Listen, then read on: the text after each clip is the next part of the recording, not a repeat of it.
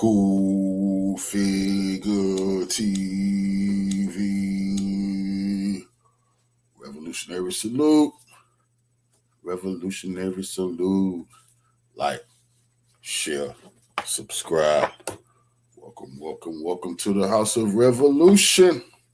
You know I'm your humble host, the Yamin of Revolution. Stay ready, fam, so you don't have to get ready. Before we get into that, y'all be sure to wipe y'all feet. That means hit the like button. You in the House of Revolution. Like, share, subscribe, support the platform, y'all. Well, justice for Nolan Wells. Let's get right into the content. Salute, soldier. Preston and Cliff Jones, we have the honor of representing the family of Nolan Wells. We have present with us his mother and father, Christine and Elmore. Um, we've just had an opportunity to meet with District Attorney Angel McAgrath and some members of her team. We had a very respectful meeting.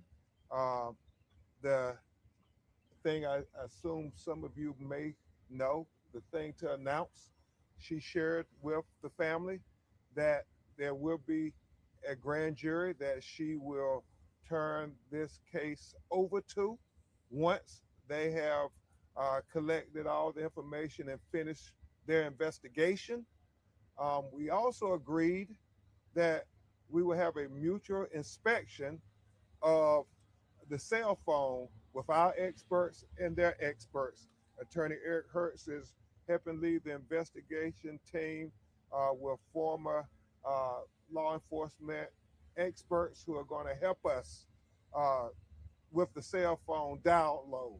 So everybody will be able to see at the same time what the cell phone has. We also talked about trying to make sure we dot every I and cross every T. I know that we're getting about 50 calls a day to 100 calls a day from people who were there on Horn Island, people who are familiar with individuals that were there on Horn Island.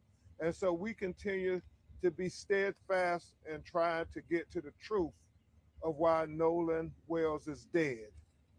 At this time, we'll have Attorney Hertz say a few words, and then Christine and Elmore will just talk about the homegoing services and celebration for Nolan, and then we'll take a few of your questions. Attorney Eric Hertz. Thank you. Right now, there's a lot of unanswered questions. We appreciate the district attorney meeting with us, but because of certain types of confidentiality that even the victims are not allowed to know, we did not get all the answers we want. We have an independent investigation going on that involves former law enforcement federal agents that are going to be looking into all the different information we got. The calls are coming in and we're getting a lot of information. Some of the people that I spoke to are not talking with law enforcement here. We're going to be trying to get them to cooperate with each other because we want to make sure the narrative, which has been put out that is false, is going to be corrected. So at this point, we just ask everybody to keep calling in if you have any information and let us know. And I personally, if we validate you're a legitimate call, we'll call you and talk to you. And I thank you all for showing up today. And now, Christine and Elmore will just share with you some details of the homegoing celebration for their son. Hello, everyone. So, the homegoing celebration, the funeral will be held at Center Point Church in Ocean Springs. It is going to be visitation will be 9 to 11, and then the funeral will start after that. The plan is for the repast because, again, we want to celebrate Nolan, and he would not want us to be sitting around crying and eating. And so what we're going to do is kind of have a party to celebrate him, and that'll be held at the Jackson County Fairgrounds. So we really do want to keep it for family and friends. We are going to allow media to come in as well.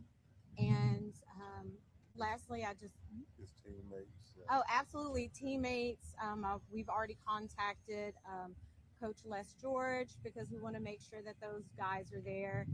Former teammates from high school, middle school, teams that he played against. You guys are all welcome. But of course, we want to make sure that our families for sure and close friends get there.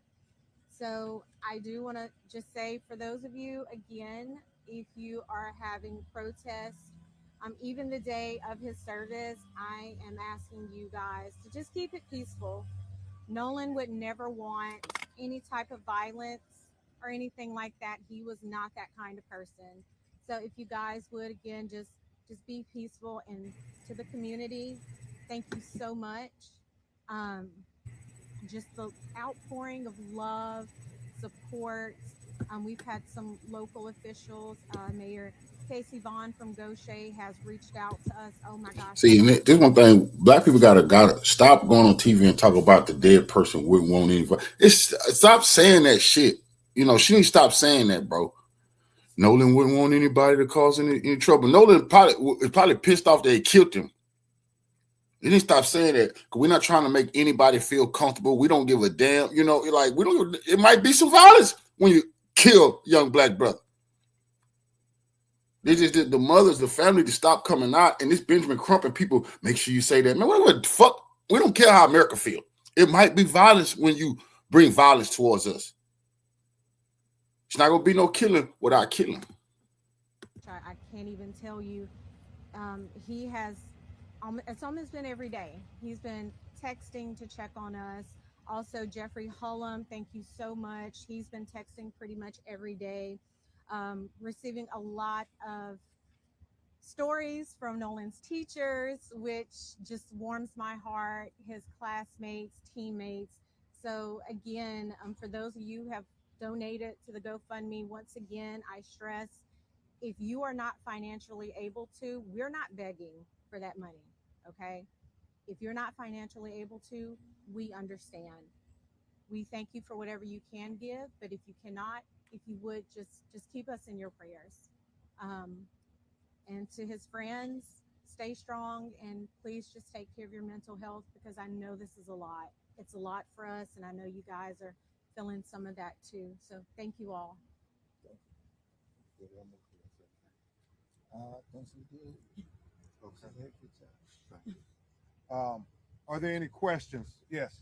Attorney Crump, Skylar Henry here with CBS News. The last time that you spoke in a setting like this, I know you guys were hoping to get results back from an independent autopsy. I know you mentioned that Nolan had been sent to Washington, D.C.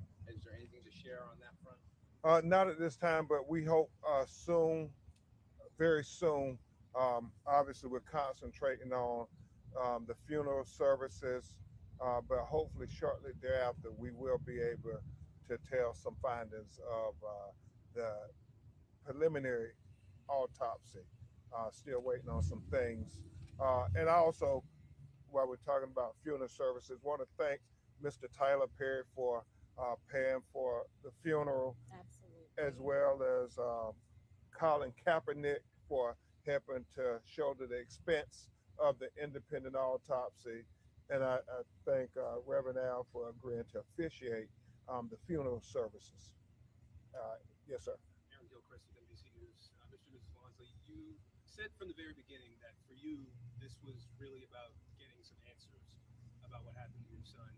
Do you feel like after your meeting today, you have any more clarity on what happened? Well, it was just a meeting where she talked about the process.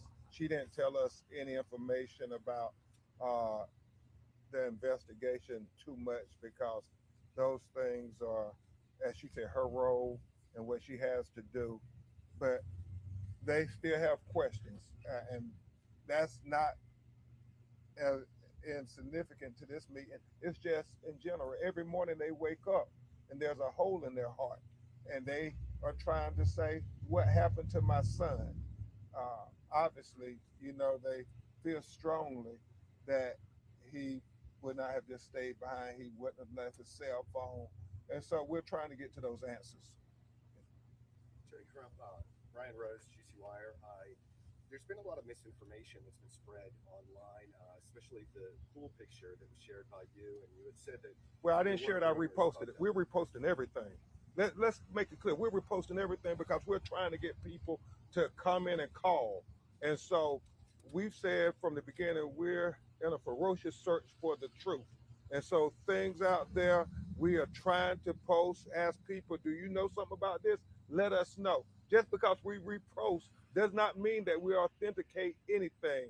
Look at our social media. We have always been very careful to say this is a repost, and we almost always give a declaration that that's what it is, a repost. And so we want people to continue to call about everything, uh, videos, whatever interactions they saw. And thank God we are getting dozens of people calling every day saying, I was on Horn Island. This is what I saw. I know these individuals. This is what we know.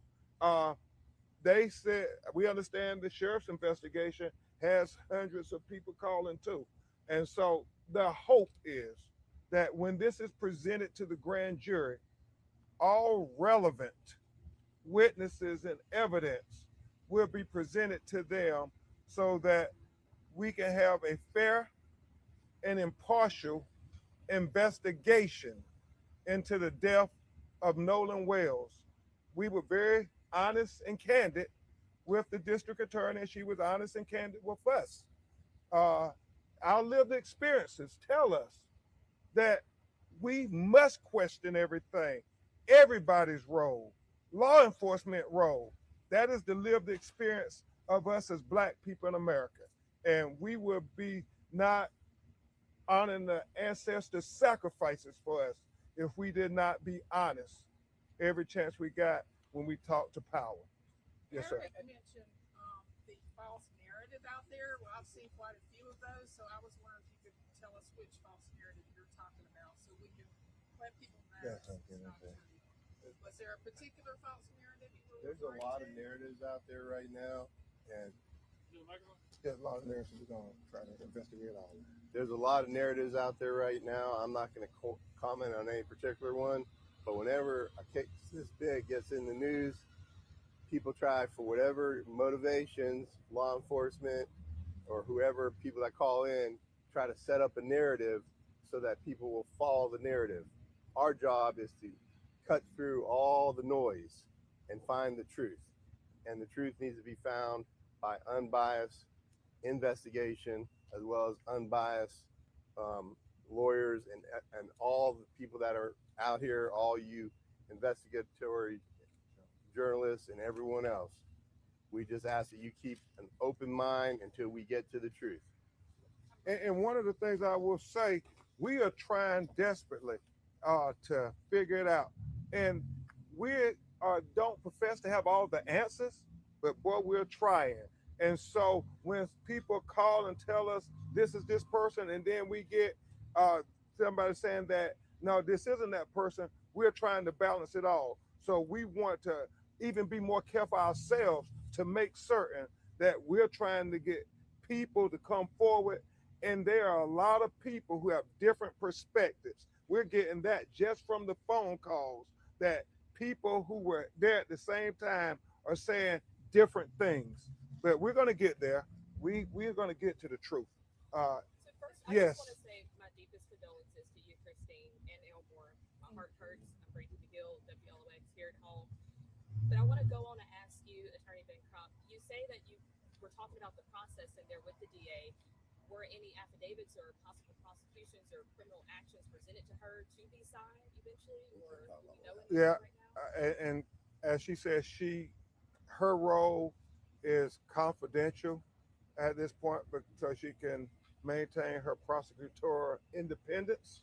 Obviously, I stressed to her very strenuously to say we want you to zealously, you and the sheriff's department, to zealously investigate this matter, and Christine and Elmore share their life experiences too. we know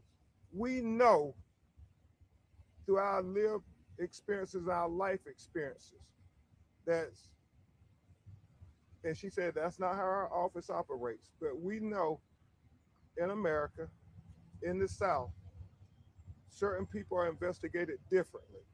And we shared that with her. We didn't, you know, ask that she understand our perspective, but we said we should mutually try to understand each other's perspectives where we're coming from. And we agreed that we will try to do that. Where are we at in the investigation, the autopsy? We were Uh, supposed to get it back Friday. well, no, we like we said, we're waiting. Let the doctors do what they do. They ain't got their autopsy back neither. So we're trying to get it right. And then when we get it, we're going to share it. Yes, ma'am. On Friday in the press conference, you said that you hear on the video Nolan saying, "Give Yes. me my freaking phone. What are you freaking doing?" That's what a witness told us, and that's what we reported out. Then another witness has come forward and said, no, that was his voice. We have other witnesses who said there were other altercations. So, as Mr. Hurt said, we're trying to go through it all and so forth. And we'll be even more careful to say this is what a witness told us in the future. And so your team hasn't been able to look fully into that and confirm whether it was or was not Nolan that said Now, that. we have audio people doing it, but we know certain people said it was him, and then certain people said it was not him. Are you worried about the death threats and the Well, violent kind of atmosphere on social media and how these fake videos and photos could play into oh that? my God, I saw a Even fake with video. Nolan's friends getting death threats. We don't want anybody life to be in harm's way just because we're trying to get to the truth of what happened to Christine and Elmore's son. And we saw fake videos about AI generated videos of Christine, and it's just god awful as they're grieving and trying to fight for the truth that they are also having to deal with these fake videos attacking them as they are just trying to literally bury their son next week. Um, but we want everybody to say that we can go through this journey together for the truth. And even though we may have different viewpoints, we can all agree that everybody wants the truth and nobody life should be threatened for seeking the truth. Nobody should be you know, presumed accountable until we have evidence. His mother and father only want, and Christine has said it multiple times, she only wants what you would want. If wouldn't you want desperately to get to the truth? Wouldn't you want people who were closest in proximity to what happened to be investigated and thoroughly investigated?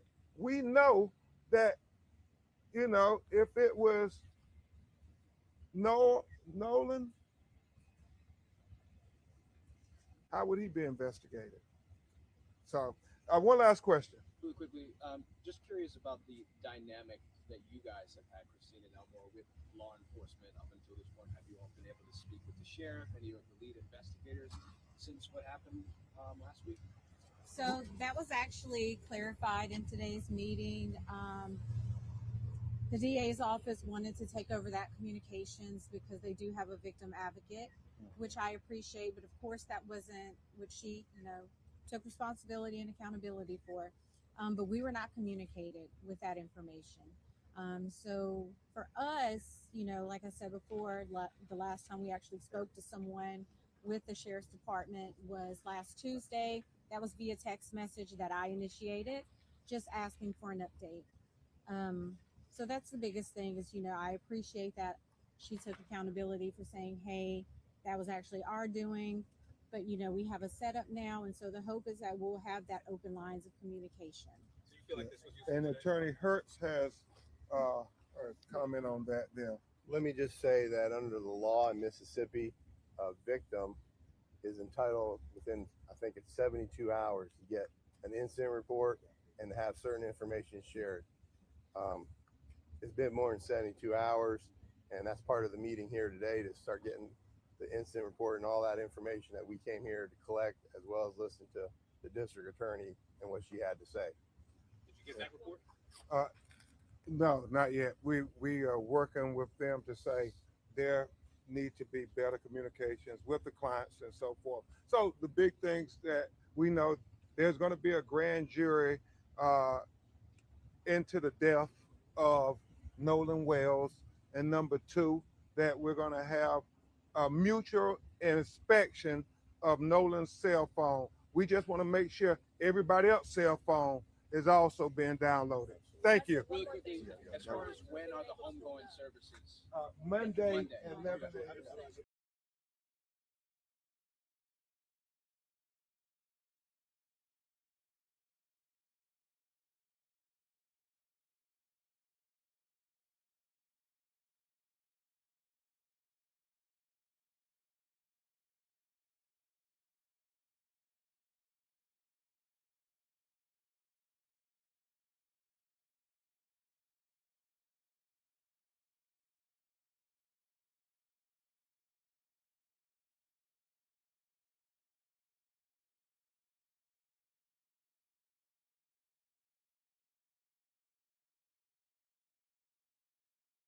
God's kingdom's on the way. Hallelujah. Hallelujah. Hallelujah. Hey, no Wells. Hey, Nolan Wells. Howdy, hey. Nolan Wells. We know the truth. Yes, we know the truth. See, and it's a shame that the news refused to show these brothers out there together. The news talking about protests for Nolan Wells, but they won't show all of these Israelite brothers out there standing on business and one accord for their brother. Because see, that really shock America and scare America. But if they was out there talking crazy down with Whitey will kill their babies, then they would have showed that real quick. But it'll scare America because it shows some unison. We show we together. They don't never want to show us as spiritual people. See, this shows spiritual soldiers. That scare America and that scare the world. The news refused to show this type of power. Because like they said in the Malcolm X movie, that's too much power for black people to have. Hey, Nolan Wells. Won't forget about you. Won't forget about you. Got a shot.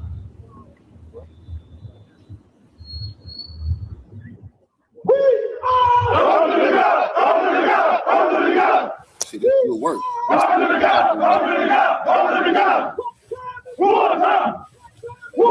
And they come in the name of the Most High. They're supposed to be on the news. Too scared to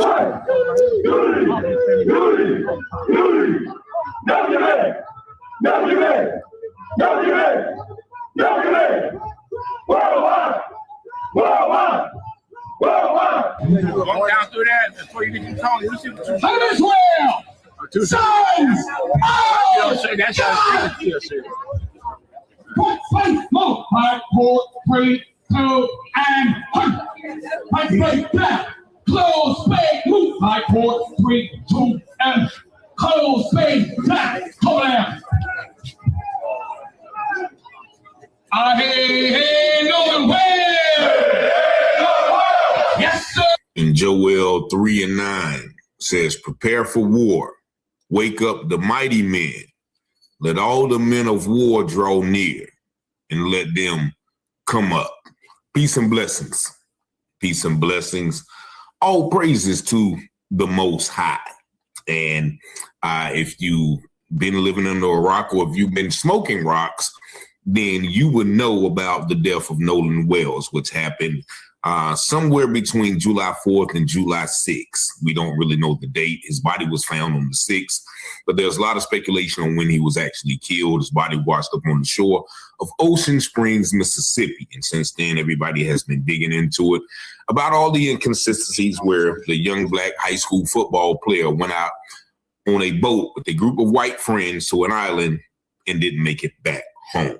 Now, a lot of people have been talking about it, and you see right there the brothers of the Israel United in Christ, one of the sects, I would say, of the Hebrew Israelite nation, came down in formation in a display of support to the people of the community who are still looking for answers. Now, a lot of people may have things to say about the Hebrew Israelite brothers, about, what they stand for, about how they speak, about some of their methods and strategies. But one thing I can say is that they are there.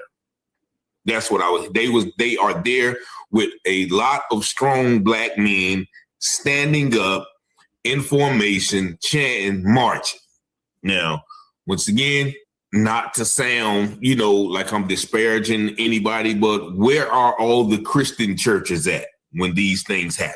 Why aren't the pastors and the members in the streets with their members and going down and standing with people and showing, okay, well, this has to stop?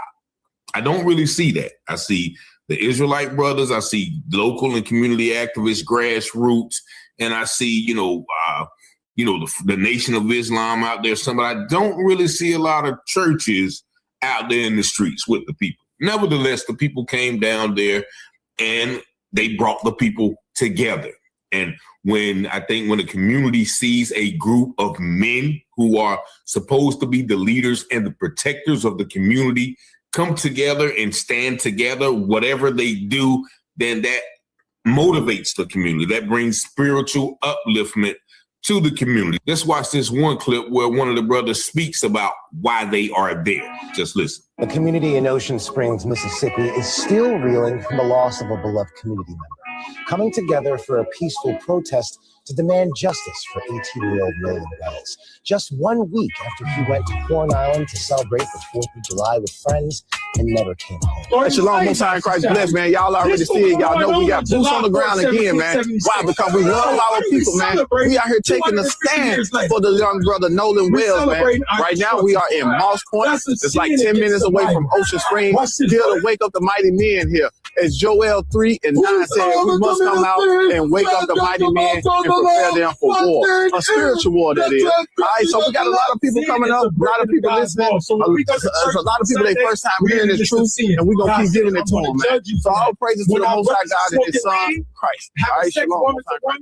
All right, shalom. Most High in Christ bless. That's what they're there for, to wake up the mighty men in the community and to show them that, look, we can come out here and stand against this oppression, this racism, this murder, and stand with the community who feels like there's nobody there to stand with. But nevertheless, these protests, I think, took place about 2 days ago.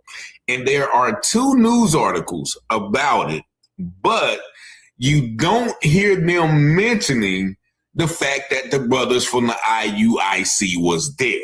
They show clips and pictures of it, but they won't acknowledge that we had a group of strong black men, an organization out there to protest against this murder. Just listen to the first one. They showed you a little clip of that one in that video, but just listen to the first one right here. And I think this is from like Good Morning CPS or something like that. Just watch. The community in Ocean Springs, Mississippi is still reeling from the loss of a beloved community member, coming together for a peaceful protest to demand justice for 18-year-old Nolan Wells. Just 1 week after he went to Horn Island to celebrate the 4th of July with friends and never came home. 2 days after that trip, investigators made the heartbreaking discovery. Wells's body found in the water offshore. His parents, Christine and Elmore Wansley, telling GMA they want honesty and transparency and a thorough investigation into their son's death. Authorities say his friends claimed Wells decided to stay behind on the island, but his parents say that wasn't his character. They also told GMA that when they retrieved Wells's phones, some texts appeared deleted and his Snapchat accounts were empty. Wells, a wide receiver at Southwest Mississippi Community College, was expected to be back with his teammates for preseason this week. We spoke with his head coach, Les George, who says the team is devastated by the loss of a beloved teammate.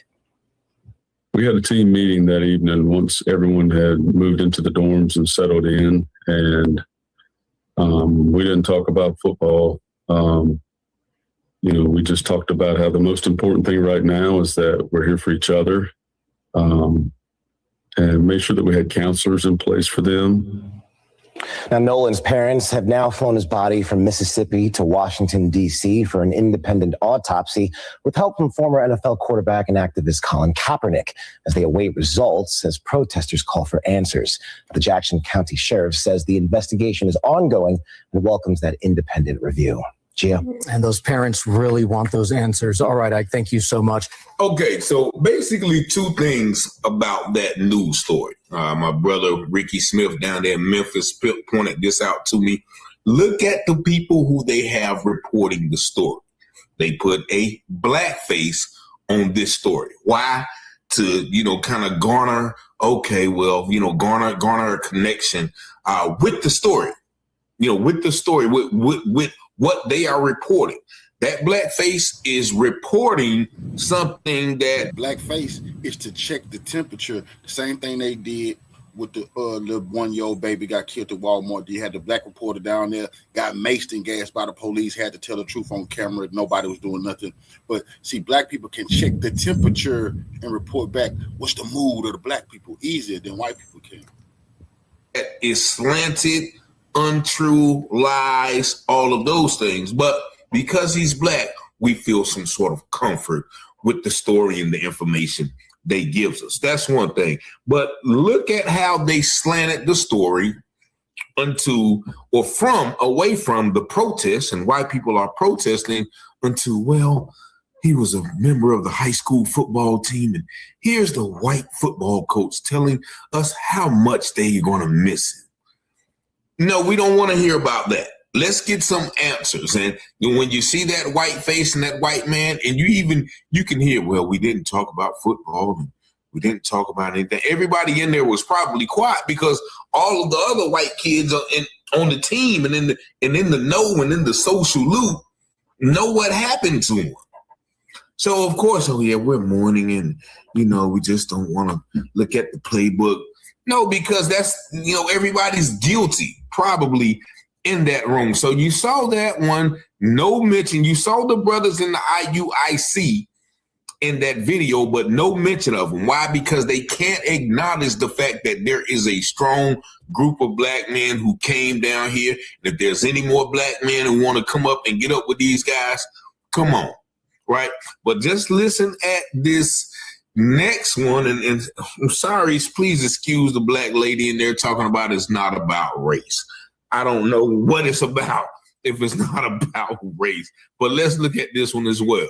And y'all know, man, I cannot stand me it's not about race Negro, right? But they know who to put. Like, they interviewed probably hundreds, tens, 20s of people about that situation. But they know who to put up there. Yeah, it's not about race. It's about the family. It's definitely about race. A young black kid went out in Mississippi with all white children, got found dead, and now the all-white sheriff department, the all-white legal system, the all-white coroner, the autopsy, all the white people is going to say, no, I don't know. Nobody knows what happened. Man, please don't ever say that again in your life. But again, you notice there was no mention of the IUIC. The Israel United in Christ, the Hebrew Israelite brothers. Why? Because once again, they can't acknowledge that. They even showed the clip of the little sassy boy up there with them. They'll show that all day. But they won't show strong black men willing to stand for something and fight for anything. Because once again, that arises the people, that wakes the mighty men up. And like the brother said, it is spiritual. It's spiritual warfare, but also God has given us weapons and weapons in the physical form. And, once again, I don't think God has intended Yahweh has intended to us to just be praying and just seeking his face while people are knocking us off. I don't think that's I don't get that when I read the Bible. Now let your preachers preach that to you if you want to. But I don't get that when I read my Bible. I get David and Goliath. I see, Samuel cutting down, the 400 prophets. I see Elijah calling down fire from heaven. You know what I mean? I see that. I see Yehoshua turning over tables in the temple. You know what I'm saying? I see that, so I don't see that, well, blessed are the poor because they will see God. I don't see that, you know what I mean? But to each their own. But what I will not do is just stand by and just let this go unnoticed and not try. We out in the streets. We be out in the streets with different organizations, people who don't even claim Christ. Atheists are out there in the streets fighting against this evil. And, that's a topic for a whole nother show. But shout out to the brothers of the Israel United in Christ for, being boots on the ground, whatever anybody may think of them. Are you out there? Did you go there? Them brothers was just down there in Mississippi, Senatobia. They're coming from, they got brothers from all of their, I guess different locations, different temples. I don't know what you call them. Coming together in these, some brothers from Louisiana, I think, and all those places coming together to stand for justice for Nolan Wells. So I can't, if you can say anything bad about that, you had to be out there. If you're going to say something bad about it, you better be out there. If you're going to talk bad about them brothers going out there. But y'all let me know what y'all think about this video in the comments. Y'all see the number 919-587-7782.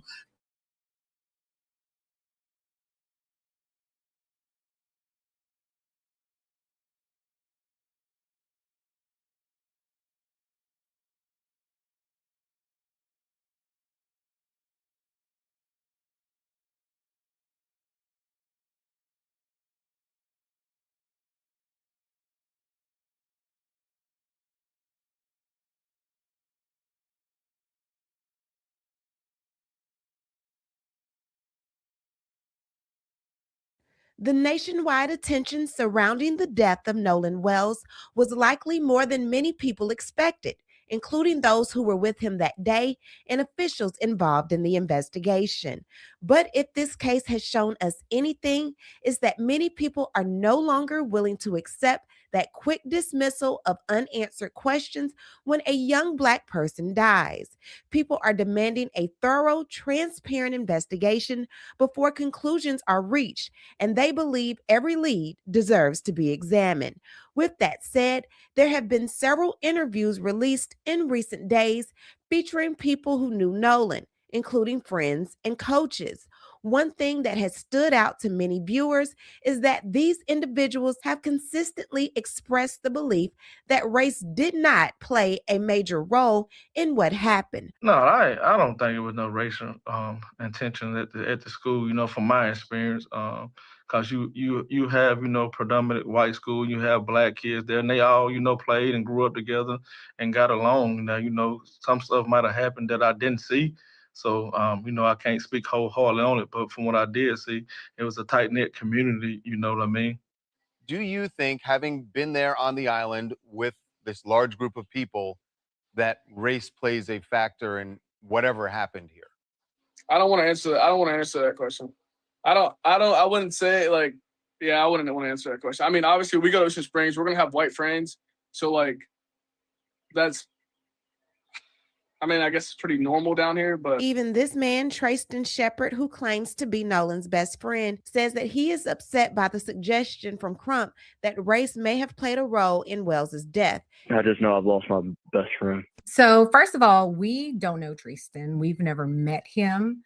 So to say, best friend, childhood friend, that's a bit of a stretch. We've never met him. He's never been to our home. The people being interviewed look nothing like the people who were reportedly on the boat with Nolan during his final hours. The very people whose parents have publicly stated that their son last saw Nolan at 3:00 p.m. You remember the judge? While the birth mother of that same boy publicly stated that her son last saw Nolan at 5:00 p.m. None of these people are being interviewed. Instead, we're hearing from someone claiming to be Nolan's best friend, but not the friends who were reportedly on the boat with him. We're hearing from an assistant coach, but not the head coach. So let me get this straight. They put another Black person in front of us to speak, which is the assistant coach at Nolan's high school that he graduated from. Mind you, this is Jake, the head coach. Why are we not hearing from him? Mind you, by his own admission, it is a majority white school. No, I don't think it was no racial intention at the school. You know, from my experience, some stuff might have happened that I didn't see. So you know, I can't speak wholeheartedly on it. But then no shade, my brother. But why are you speaking to us if you can't speak on it? You know who should be able to speak on it? The principal, Jacob. He should be able to tell us. And it's interesting because in any school district, in the employee handbook, it tells you that you have to get permission before speaking to the media. So explain to us why you gave permission to the one black person to get in front of us and tell us that he does not believe that there's any racial tension in y'all school. On top of all of that, we continue to hear that the investigation is ongoing. Yet, according to Nolan's mother, Miss Christine, she hasn't heard from investigators since the day after her son's body was found, and she was the one that made that call. Have you been hearing anything from investigators?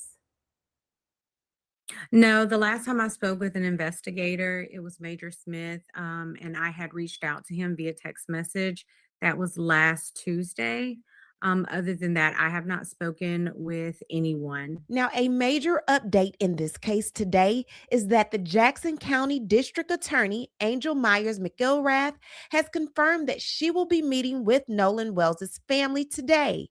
She also stated that once the Jackson County Sheriff's Department completes its investigation into Nolan's death, the case will be presented to a grand jury. According to the district attorney, this is standard procedure in Jackson County for deaths that are not considered natural. Another significant development is the FBI's involvement in the investigation.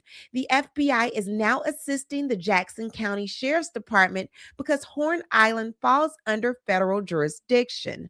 According to investigators, FBI agents are helping with the forensic examination of the digital evidence that has been collected throughout the investigation. Sheriff John Ledbetter also provides an update on the scope of the investigation, revealing that investigators have interviewed approximately 60 witnesses so far. He emphasizes that the investigation remains both active and ongoing. Among those interviewed exclusively are the three friends who accompanied Nolan to Horn Island on July 4th. Investigators continue to review witness statements alongside digital evidence as they work to reconstruct the events leading up to Nolan's death. The district attorney reiterated that the case is being treated as a priority. Now, authorities say the investigation has been complicated by the island's remote location, with limited cell phone service and no surveillance cameras. Ledbetter also acknowledged the widespread rumors surrounding the case, including claims alcohol or drugs may have played a role. Now, I want to speak to you for a brief moment about speculation. Questions over alcohol consumption have circulated since Nolan's friend, Trayston Shepard, said that the group had spent the holiday swimming and drinking. Well, we were all just having fun all day, Shepard told Good Morning America. And then as the day went on, people started to drink more and people started getting more drunk. But Brian Trasher, vice president and spokesperson for the United Cajun Navy, which helped search for Nolan, cast doubt on claims the teen himself had been drinking to excess. My understanding is that even though there was pictures of the boys drinking beer and stuff, Nolan's blood alcohol level was not at an intoxicated level, Trasher told People. Autopsy results are still pending. Jackson County Coroner Bruce Lynn Jr. says the coroner's office is waiting for the toxicology report to be returned to the state medical examiner's office before the full autopsy report can be completed. The coroner says the toxicology report is being expedited and that he hopes it comes in this week. As the investigation continues, questions remain about the events leading up to Nolan Wells' death and whether additional evidence could help provide answers for his family.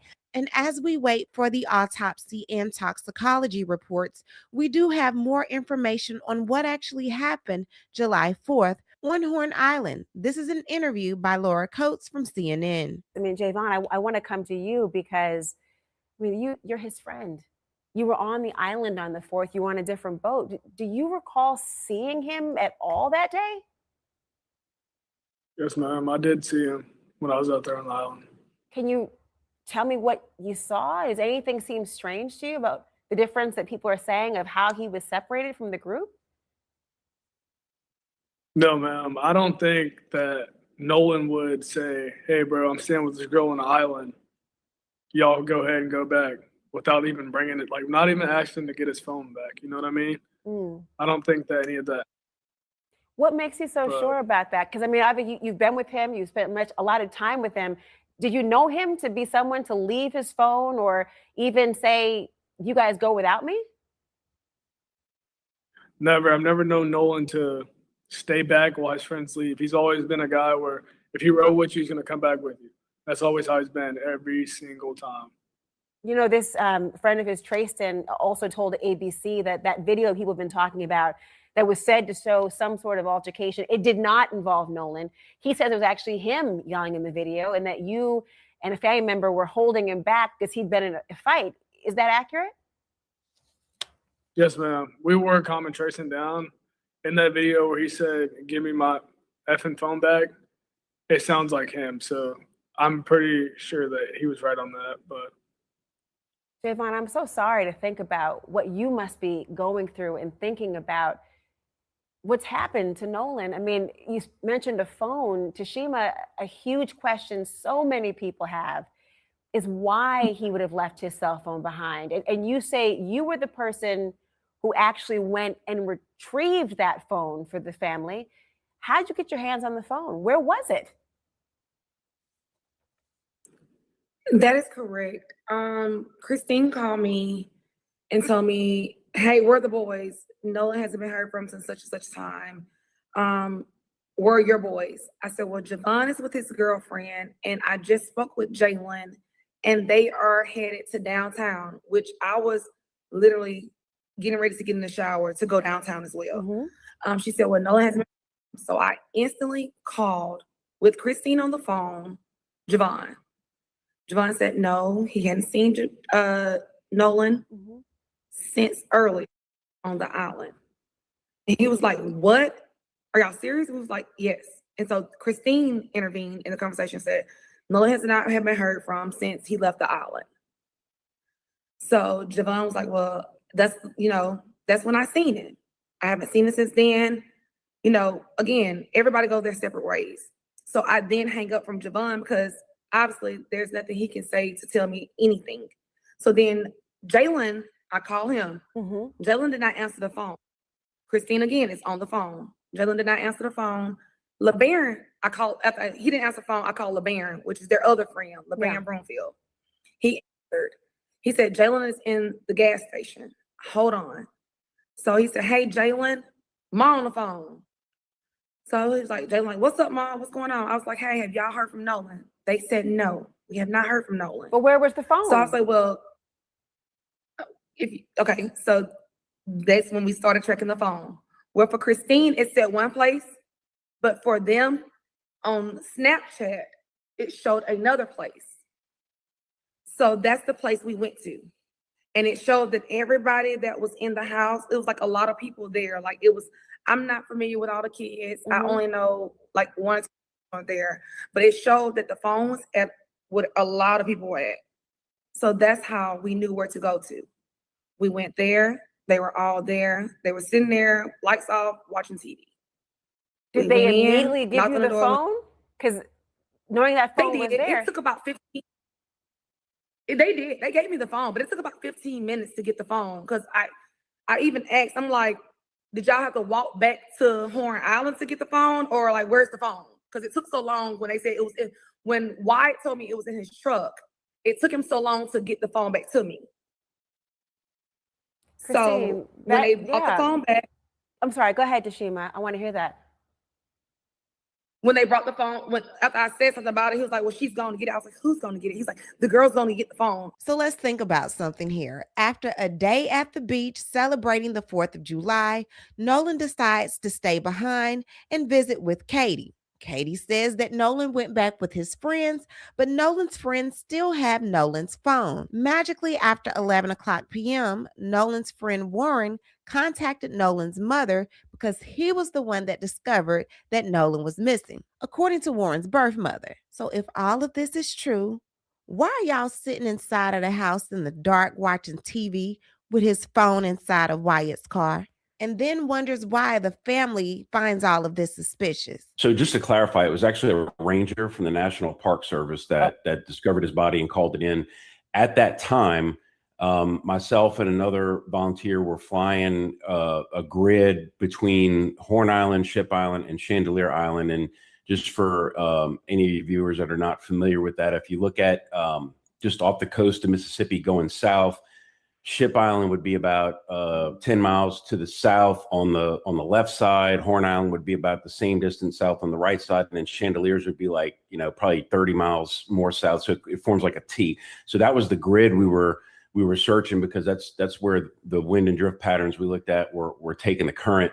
It turns out that as we were flying back north, after about 2 hours in the air, we saw that there were boats on the beach that weren't there before. And it was a Monday morning. So we descended and circled around and noticed there were law enforcement boats.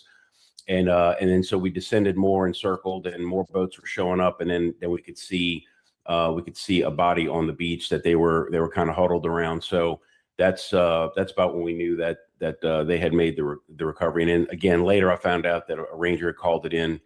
And so we returned to base. So we were first contacted through, I believe, one of our social media channels on the night of July 4th. We were also at the time getting tagged in a lot of posts that were starting to go up on social media about Nolan Wells being missing. Eventually, I don't remember exactly who it was that made contact, but they got in touch with our incident commander, and then they ultimately put him in touch with Nolan's mother, Christine. So we did talk with her that night. And then the next morning, I was told that somebody was going to take her out on a boat out there. I'm not sure if she ended up going, but that was my understanding. But throughout the morning, we were our executive team was kind of talking, and we were talking with some locals, just trying to see if we can get some more intel on the last sighting or any kind of info we could get.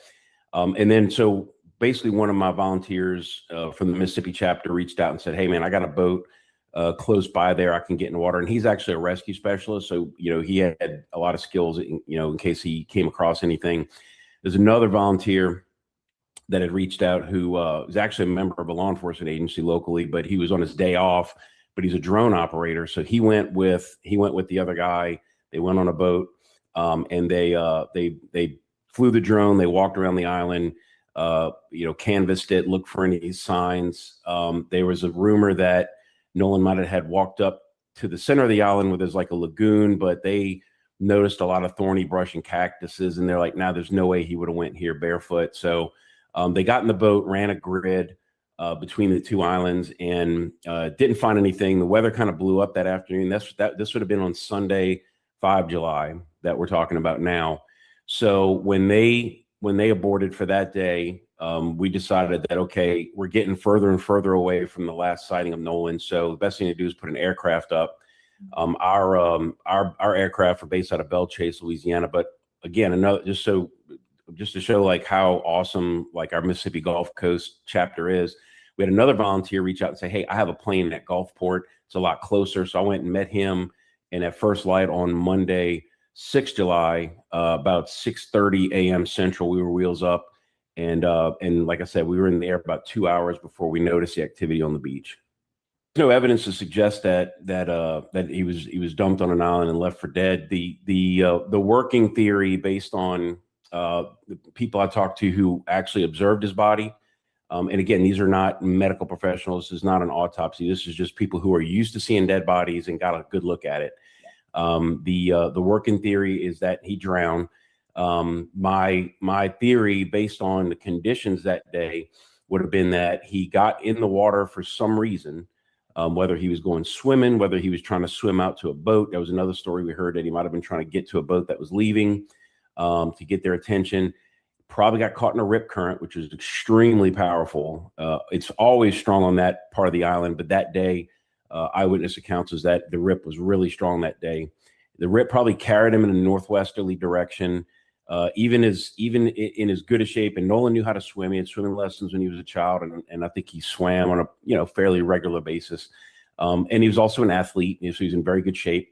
But even given all those factors, I think that if he didn't know how to deal with the rip, like swimming, parallel to the beach, that kind of thing, like he might have panicked, and you can get sucked out very far, like 100 yards or more, before you even know that that you left your feet. So again, my theory is that he went into the water. We still don't know when or how that happened, but got pulled out by a rip, panicked, unfortunately drowned, and then washed back up. And another thing is that, like, if he had been gotten on a boat, and he would have presumably got pretty far away from the island, you would think that, okay, let's just say, for example, like, let's say somebody took him out on a boat and they were going to do something bad. They were going to throw him off the boat or make him get out or whatever. Seems like they would have done it far away enough from the island where nobody would see it. If he was that far out, based on the wind and drift patterns, he would have ended up in between Horn and Ship Island and went south toward Chandelier. The fact that he washed right back up to close to where the last moment he was seen alive tells me that he didn't go that far out. He went out, and it only took about a day and a half to wash him back up right back on the beach. So again, that's a working theory. I'm not a medical professional. I'm not a professional investigator. I'm a search and rescue guy. I've been telling people this for days. Like, I'm very good at finding your loved one that's missing. I'm not that good at telling you what happened to him, but I can, just based on my expertise, I can give you my opinion. Either way it goes, we will continue investigating and following this case and keep you up to date on any new developments. Please be sure to like this video, subscribe to this channel, and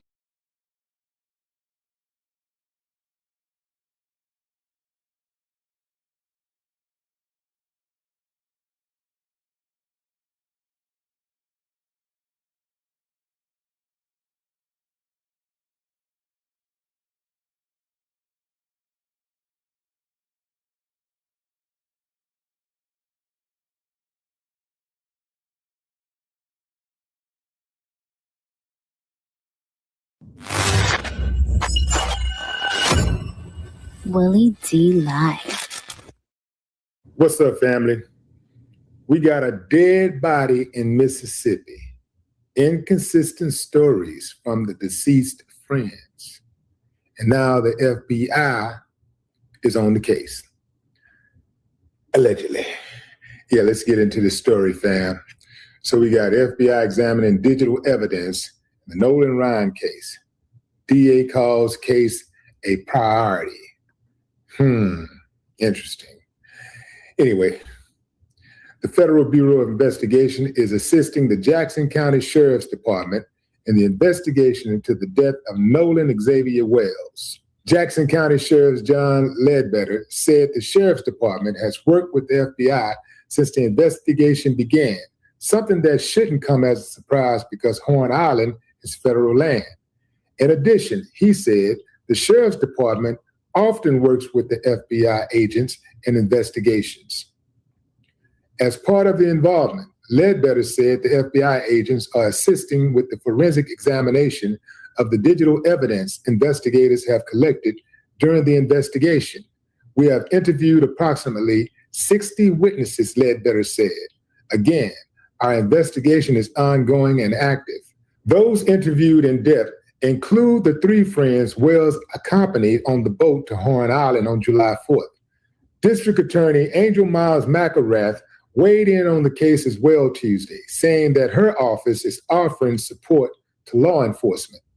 In addition, McElrath said this case is being treated as a priority, and upon the conclusion of the investigation, the findings will go before a grand jury, which is our standard operating procedure for deaths that are not natural deaths. Once a death investigation is completed, the findings are presented to a grand jury to determine if any criminal wrongdoing occurred.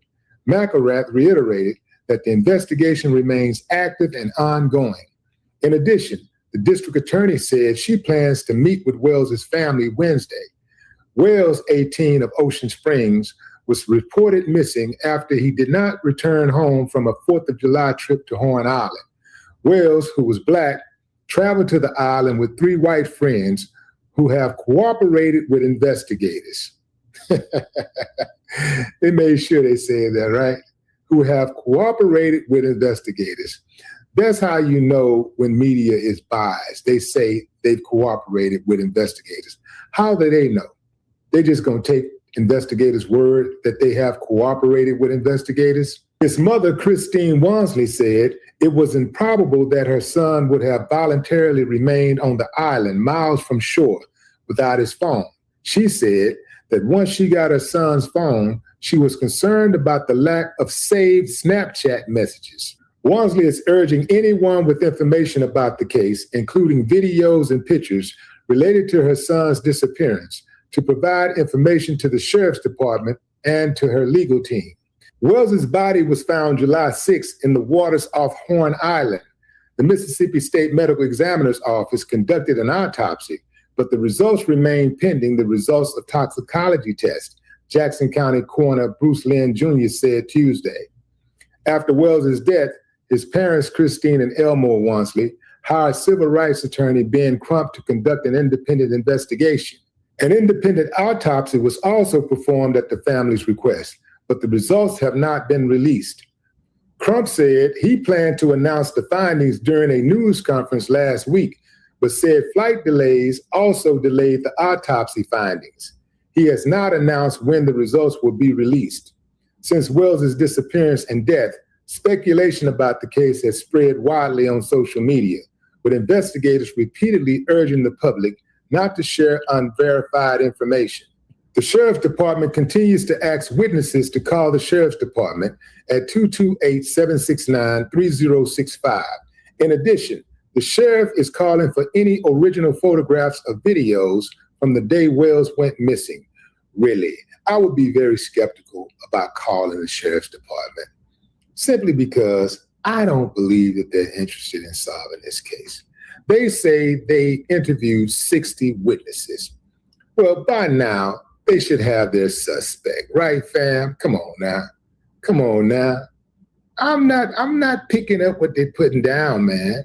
I want to go back to this sentence. Wells, who was Black, traveled to the island with 3 white friends who have cooperated with witnesses. See, I couldn't write that.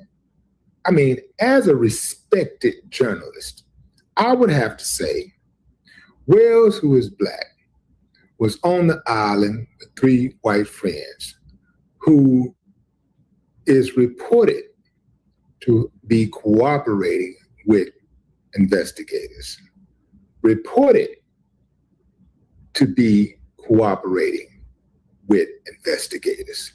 Because otherwise, how would I just know that? And we know law enforcement lies all the time. Law enforcement suppresses evidence all the time. Law enforcement do cover-ups all the time. This is from the inception of law enforcement. So why would we just automatically believe anything we hear from law enforcement? All of these people are in the same gang. They all know each other.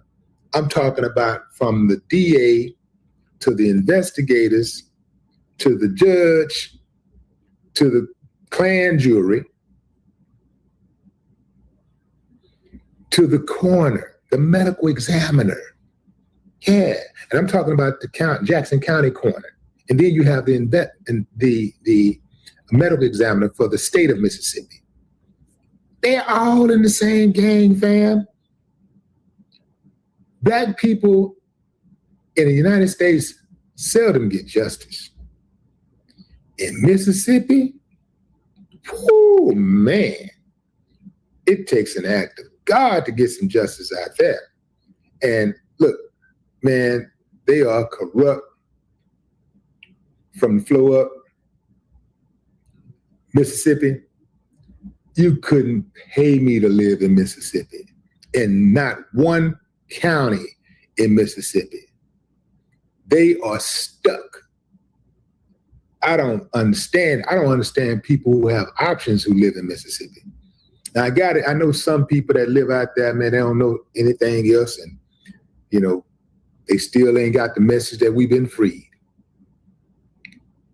But everybody else, hell no. I got a homeboy live out there, man. I guess he I guess certain people out there doing business and stuff, and they kind of know the terrain. They know how to move around and stay out of the way. The problem is, if somebody ever gets in your way, you know, what are you going to do if they get in your way and you have to handle your business? You ain't getting no justice in Mississippi. This is a dog and pony show. I hate to tell y'all, fam. The FBI getting involved, especially this FBI. This FBI. Now, I know this is on the state level right now, but still. This administration, the FBI, nah, man. He ain't finna get no justice. I'm not trying to be the bearer of bad news. I'm not trying to be pessimistic, because I'm really one of those dudes that think positive. I get up every day and a new day, a new challenge. I'm ready, you know, and I ain't tripping. But I just don't believe there will be justice in this case. They've interviewed over 60 witnesses. It's time for an arrest. We know there's too many inconsistencies. It's the phone. First of all, it's the changing of the statements, inconsistent statements. It's the erasing the phone. It's holding the phone from the parents where they got to track it down. It's the pool. And that's another thing. Somebody in this photo or either this photo killed Nolan Wells. Somebody in this photo or this photo killed Nolan Wells. Now, they say this photo is the photo that was taken right before his death. They said that Nolan got back home. He made it back to land. They went to that party, and that's where Nolan was beaten down by at least 3 boys. This is where he was killed. At that house, taken from that house and finished off. But that's where the fight broke out at. That's what they're saying. Brother had a bright future ahead of him. He was doing all the right things, except vetting his friends more carefully. R.I.P. Nolan Wells. No more talk.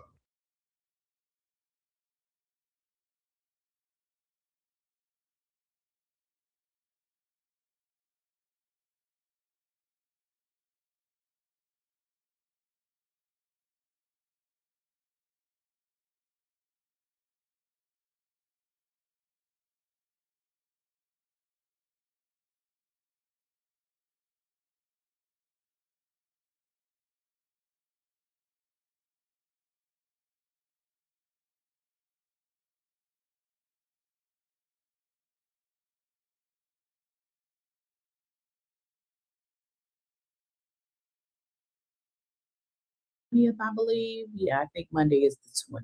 Let me look at my phone. But yeah, I think that's don't add up. They just don't add up. This is the same situation, my good Black folks, that we saw in the Carmelo Anthony case. We wasn't making this up.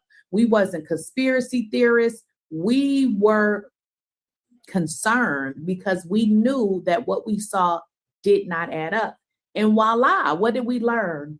That Carmelo was definitely railroaded, just like the good people I saw. Same but different situation here. Carmelo Anthony's mother and father lost him to prison. In this case, Nolan Wells' mother and father lost him because he was unalived. People are saying that Nolan Wells was allegedly burned and possibly tortured. What did his parents want? They just wanted to know what happened to their son. What happened? And why our baby didn't come home?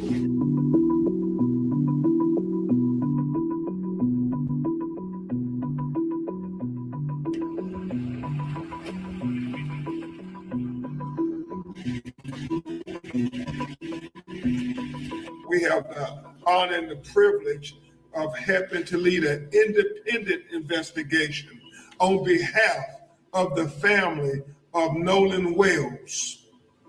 Why do you say we need to be retained to lead an independent investigation, it is because the family has distrust of the Mississippi law enforcement officials giving them a fair investigation where their Black son ended up dead after going out on a boat with 3 young white men. The history of Mississippi is something that they don't just read about in books, but it's a lived experience for many Black Americans. He was a special kid, but again, just heart was so big. And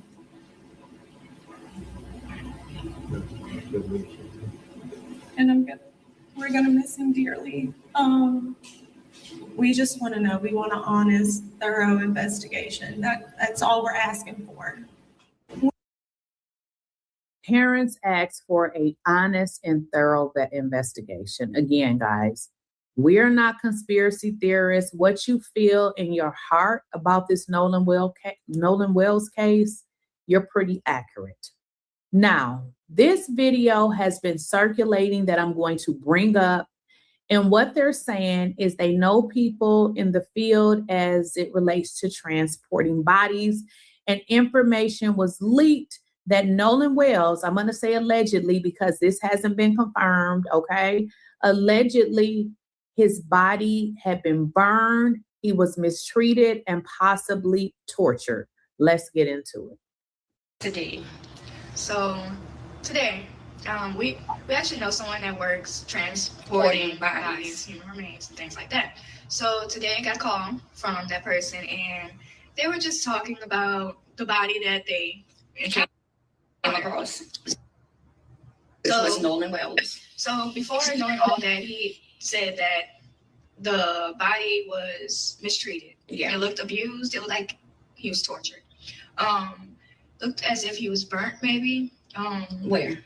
Face, body, said he was burnt. And not only that, his body was mistreated and when they transported him. So as they were transporting him, he was actually face down. So everyone knows when you're transporting a body, when, only a couple of people work that job, they all know you don't transport the body face down. That's kind of very disrespectful. So you always have them face up. Well, specifically his body whatever reason was face down. And me personally, I took that as disrespect. Yeah. Heart goes out to the family. Yes, definitely. Because all we know is what they put out on the internet. But today, we actually found out a lot about his autopsy without even reading the autopsy. Yeah. It's heartbreaking. I'm so sorry that family had to go through this. Really just want to give our condolences to the family. As a mom, or moms, grandmothers, dads, family, period.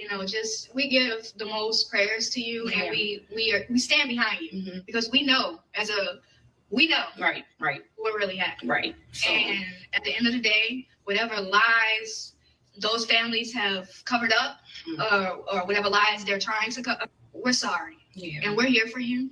And we just want you to know that what was seen today was unacceptable. It's unacceptable. And that's why we want to inform what's going on during the transport. Like that. Something you can be quiet on at all. When you've seen something so heartbreaking as a child, go through something traumatic. Yes. It hurts to know that was done to him in the ways that we can't even express. Right. And as a person, you should have some type of humanity. Right. And I felt like those people who was transporting him did not have humanity in no way, shape, or form. Because if I can feel the way I feel about the situation, just listening to what happened, you also can listen to what happened to this child. Right. Because at the end of the day, that is a child that you did that to. Right.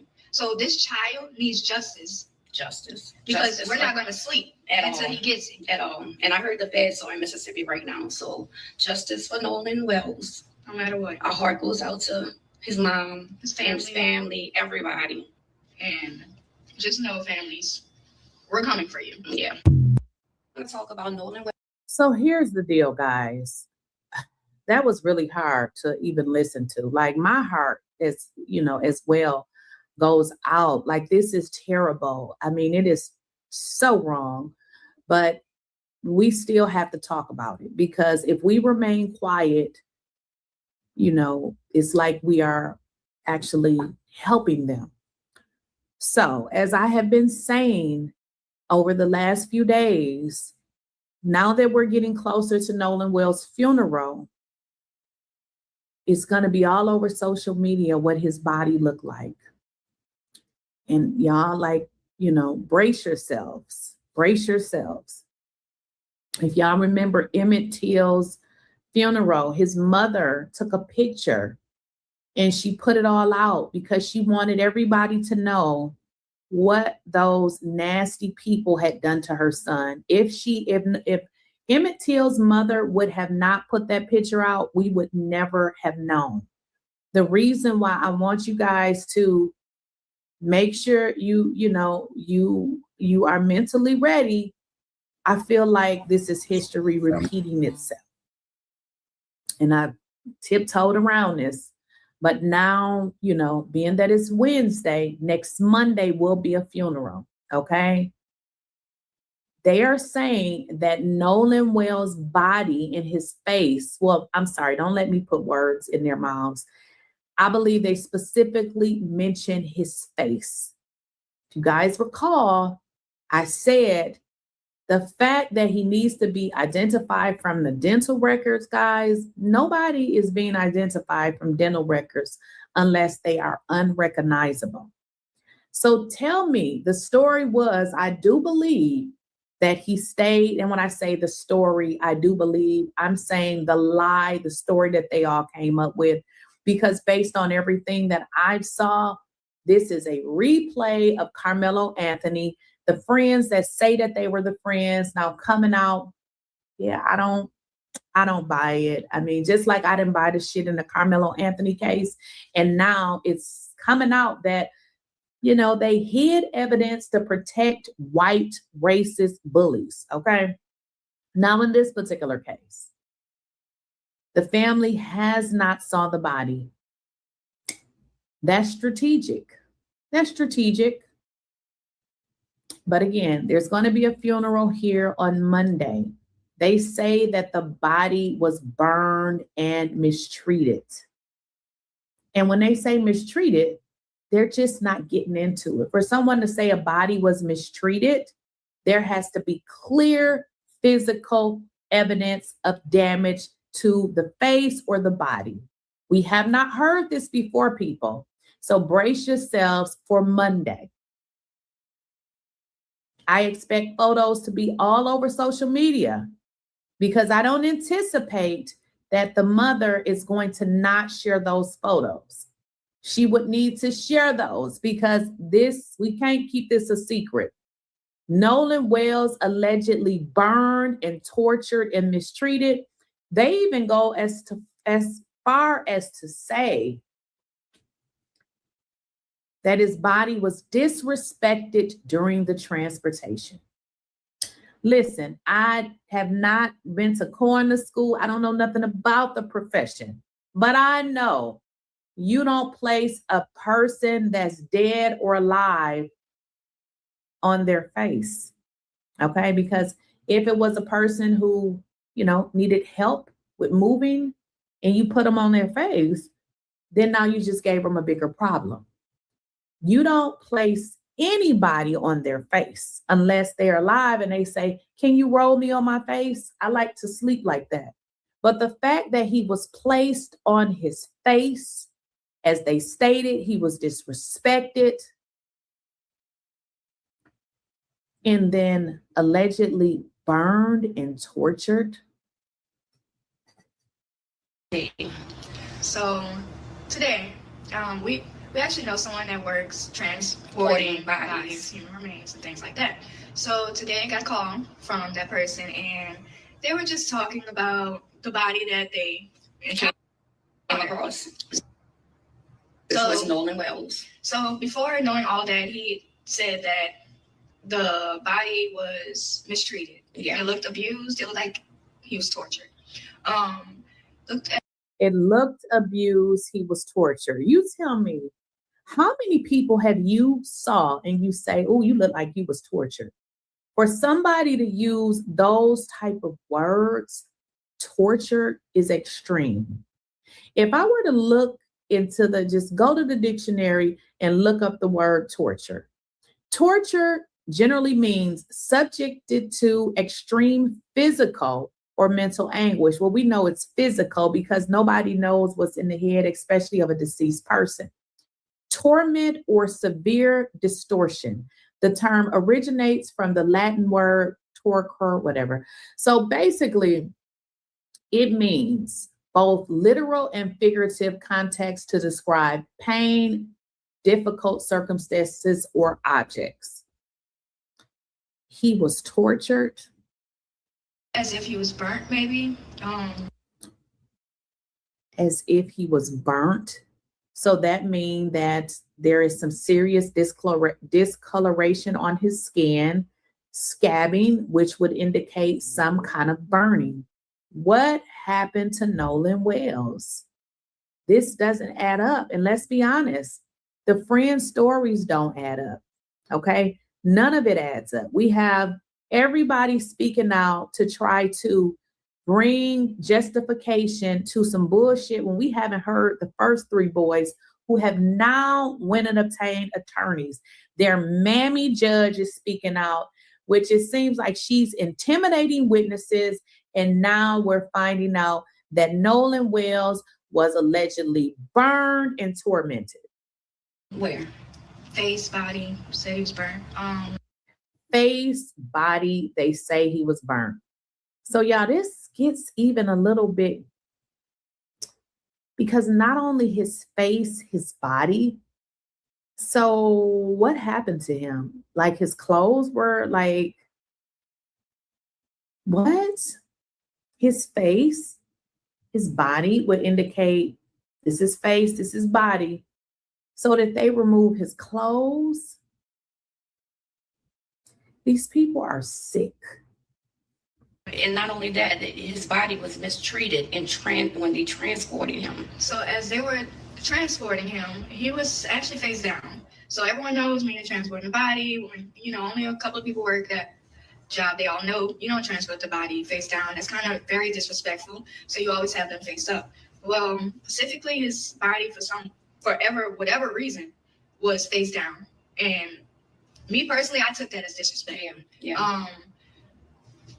Heart goes out to the family. Yes, definitely. Because all we know is what they put out on the internet. But today, we actually real. Found out a lot about his autopsy without even reading the autopsy. Yeah. It's heartbreaking. I'm so sorry that family have to go through this. Really just want to give our condolences to the family. That's a mom or moms, grandmothers, dads.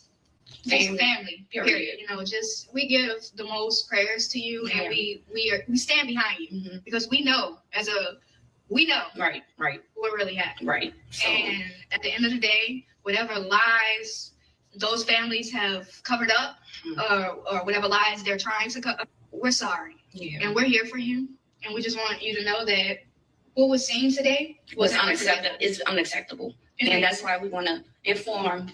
So what's going on during the transport like that? Isn't something you can be quiet on at all when you've seen something so heartbreaking as a child, go through something traumatic. Yes. It hurts to know that was done to him in the ways that we can't even express. Right. And as a person, you should have some type of humanity. Right. And I felt like those people who was transporting him did not have humanity in no way, shape, or form. Because if I can feel the way I feel about the situation, just listening to what happened, you also can listen to what happened to this child. Right. Because at the end of the day, that is a child that you did that to. Right. So this child needs justice. Because Justice, we're not going to sleep until he gets it. At all. And I heard the feds are in Mississippi right now. So justice for Nolan Wells. No matter what. Our heart goes out to his mom, his family, everybody.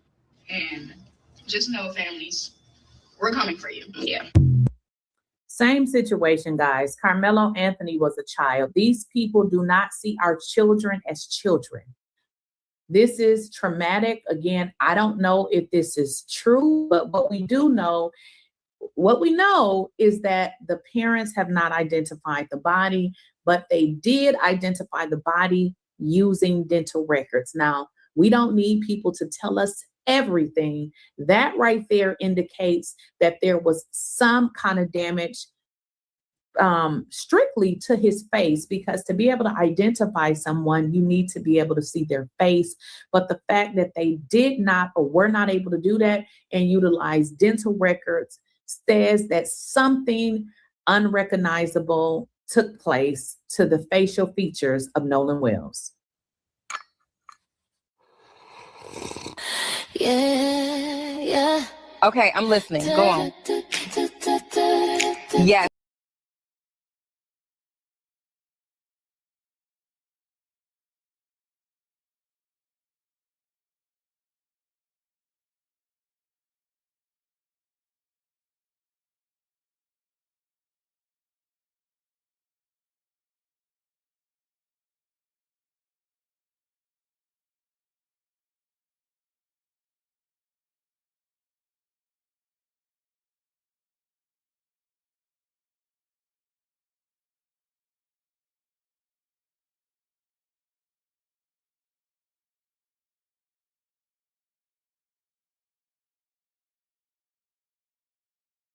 Everybody to acknowledge their unique lineage and ethnic group, except foundational Black Americans. Family, everybody can celebrate and acknowledge their lineage and their ethnic group.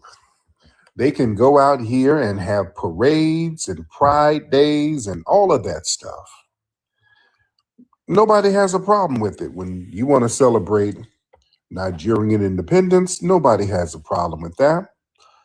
You want to celebrate Caribbean Day Parade or whatever, nobody has a problem with that. The Puerto Rican Day Parade, nobody has a problem with that. Haitian Independence Day, nobody has a problem with that. Whenever we start celebrating things that are unique to us, all of a sudden, people want to start screaming xenophobia, or everybody has an innate desire to co-opt our stuff.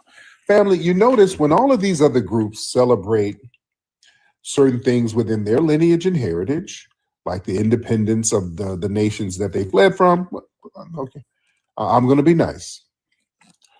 All right. When you flee from these places that you got your independence from, you want to celebrate the independence here. Okay, we don't have a problem with that. We don't have a problem with that. We're not trying to co-opt none of that. All right, celebrate what you want to celebrate as far as that. We don't really care. We don't trip. We don't try to co-opt your shit. We don't try to force fried chicken into the jollof and all. No, we don't do all that. But when it's time to acknowledge Foundational Black American holiday and a Foundational Black American themed holiday, which is what Juneteenth is, everybody wants to come along and start adding jollof and jerk chicken and bammy and empanadas. They try to Latin it up. Everybody tries to colonize our stuff. You see, you just can't let it be. There's this innate desire to colonize it. That's what made Essence go to hell. Essence was a foundational Black American event. They went down there and tried to colonize Essence, and it turned a lot of people off. You understand? That turned a lot of people off. So people have this thing when it comes to foundational Black Americans, acknowledging that we are foundational Black Americans. We have a unique lineage that is foundational to this country. That's a fact. That is not an opinion. That is not an ideology. You understand? That is a historical, verified fact. Somebody, some group of people had to be foundational to the United States. That group of people is us and our family and our lineage. And the fact that it is so unique to us, I think that bothers a lot of people. when they want to start denigrating and minimizing our foundational status. But see, you got to understand when all these other groups, when they claim their lineage, it's treated as a matter of cultural pride. When we do it, it's treated as a threat because our lineage is directly tied to the greatest unpaid debt in the history of the world. All right? Everybody know that we're owed. You understand? And we ain't made no damn deals that somebody can pull out so they can renege. No, we're owed. And when you acknowledge a specific definable lineage, that creates a quantifiable class of people who are owed a distinct, tangible debt for what was done specifically to that group of people. You understand? Also, here in the United States, politics is played as a sports team. It's a team sport. And it's based on ethnic and lineage blocks. Irish Americans, Jewish Americans, Italians Americans, all that. They all operate as distinct lobbies to secure resources for their specific groups, Asian Americans, all that stuff. By pressuring foundational Black Americans to basically abandon our specific lineage in favor of a monolithic global minority or a broad people of color label. See, the dominant society, they want to dilute foundational Black American political capital. That prevents us from operating as a unified single issue voting bloc that demands tangible specifically for our descendants. So yeah, people ain't just hating to be hating. There's a threat to us acknowledging our lineage.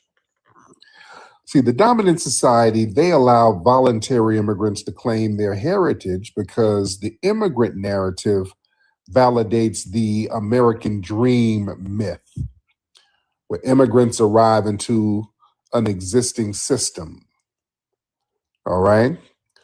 This whole thing that they came over, somebody came on a boat and forged a way with nothing, bullshit. Foundational Black Americans built this whole thing up through forced labor, through our own ingenuity, our own creativity. And when you acknowledge FBA lineage, that forces the nation to confront the fact that its foundation was built on an atrocity. You understand? Not no hard-working immigrant coming over through Ellis Island. You see, they want to remix the foundation, and we're not letting them do that.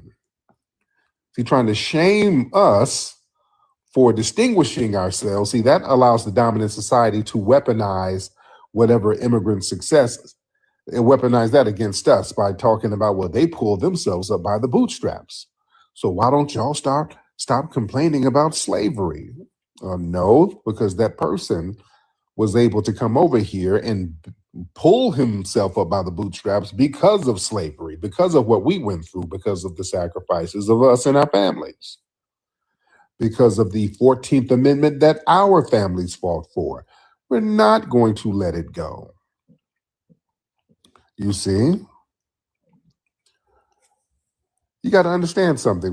When we're acknowledged as a distinct ethnic group with a specific lineage, our cultural creations from blues, jazz, hip hop, culinary arts, slang, technical innovations, that becomes the political and intellectual property of that specific group. See, by trying to blur us into a generic urban or Black monolith, man, the dominant society, they can continue to basically extract and commodify and gentrify foundational Black American culture without giving us credit or giving us financial compensation. You understand? That's why every time we create something, some tether hops up talking about we got it from them. You got hip hop from us, nigga. You got jazz from us. We had a flute 3,000 years ago in Senegal. Oh, okay. All right. Us Haitians showed y'all how to do R&B. Yeah, everybody wants to take credit for everything we do, but they don't have a similar or comparative version of it. They never have a comparative version. We get, according to Tethers, we got everything from them, but they don't have anything damn comparable. You got food from us, nigga. So food is African. The food in New Orleans is just like Senegal. Okay, name a Senegal restaurant then. Give me a Senegal themed restaurant that's popping. No disrespect. Yeah, we got everything from everybody, but they ain't got nothing to show for it. We got hip hop from Jamaican. They ain't got no Jamaican hip hop popping like that in Jamaica. You understand? We got R&B from West African field hollers. I don't, whatever they say. Where is the West African Luther? The West African Beyonce? Hell, where's the damn West African Solange? Shit, we don't even have to go to Beyonce. Where's the damn Solange at? Yeah? No disrespect. No disrespect, ladies and gentlemen. But see, we got to understand the defining psychological weapon of American chattel slavery was the attempting to sever our lineage, families being separated, names being stripped, native languages being beaten out of us, being forced to speak English and all that. So the modern shaming of our lineage and us reclaiming our lineage, that's what they're trying to do. They're trying to do a remix of what they would do on plantations. They didn't want us to acknowledge who the hell we really were. They didn't want us to acknowledge our importance. They didn't want us to acknowledge our indigenous ancestry as well. All right? People think they wanted to just erase African memories. No, they wanted to erase indigenous memories too. You understand? This is why they would have to sell people far away from wherever tribe they were taken from. That's another thing people are not ready to talk about. See, y'all remember Roots growing up, and when Kunta Kinte was getting beaten, he was like, "Oh, your name is Toby. Say your new name. Your name is Toby." He's getting beaten, and we remember that as children. That was a very powerful scene. You're beating the African name out of him and making him adopt an English name, Toby. You see, there's a flip side to that too. They would do the same thing with indigenous ancestry and identity. You understand? They did the same thing. I would say more so of that. They would have to get people and get them far away from whatever tribe they came from, because there were cases, ladies and gentlemen, and I've talked about this before, many of the freedom suits where there were black people who were reclassified as black, put in slavery, and hundreds of them, for some reason, they were ear hustling. They heard that if your mother's Native American and you can prove your mother's Native American, you were not supposed to be enslaved. A lot of people just didn't have the proof. They didn't have no paperwork like that. You understand? But there were some people who said, "Hey, wait a minute, I kind of got some paperwork. Hold on, let me get up off this plantation and find a lawyer." There were several freedom suits where people were getting out of slavery by letting the courts know, "Hey, my family is actually indigenous here." You see? This happened over and over again. Don't let nobody try to shame us with, "You want to be pretendians." No, nobody's trying to be no pretendian, but we do have indigenous ancestry. I want y'all to look up a very famous case, 1728. It's a woman named Sarah Shackum. You pronounce her name different ways. You spell the last name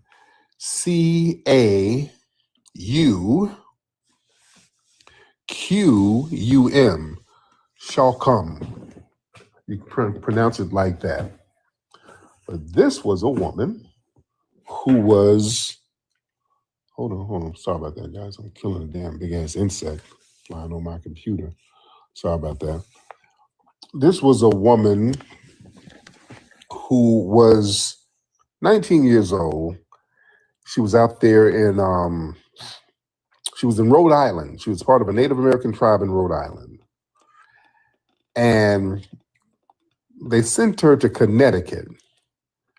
And she was supposed to be a temporary servant. She was supposed to be a temporary servant. And she was supposed to get paid, working to kind of help around the house and whatever. But the white people wrote down that she was mulatto. You understand? They wrote down mulatto. And I want y'all to know, it was a very famous case. They wrote down mulatto. And if you were a mulatto, you're supposed to be enslaved for life. So she was working for these white people. And she was waiting on some money to come through. She's like, where's the money? They're like, oh, you're a slave. I'm sorry, I didn't tell you. Oh, you're a slave. What? She's like, what the fuck? What the fuck? What the hell? So she actually escaped and went to the tribe, went back to her tribe. You understand what I'm saying? This was 1728. It was a Narragansett tribe. She went back to the tribe, and they went and got her. They were like, no. She's supposed to be enslaved. No. And she had to go to court and prove, hey, this tribe over here, this is my family. That's my mother. I'm not a mulatto, whatever the hell that is. No. Yeah, it's true. Look, that's why I talk slow. See, I talk slow so y'all can look up what I'm saying. I don't like when they start talking about certain things, when they start talking about indigenous ancestry, then they start talking a bunch of plebiscite babble. No, just cite some cases. There's facts out here. You don't need no plebiscite babble. Yeah, Sarah Shakum. C-H, I'm sorry. Sarah, last name, C-H-A-U-Q-U-M.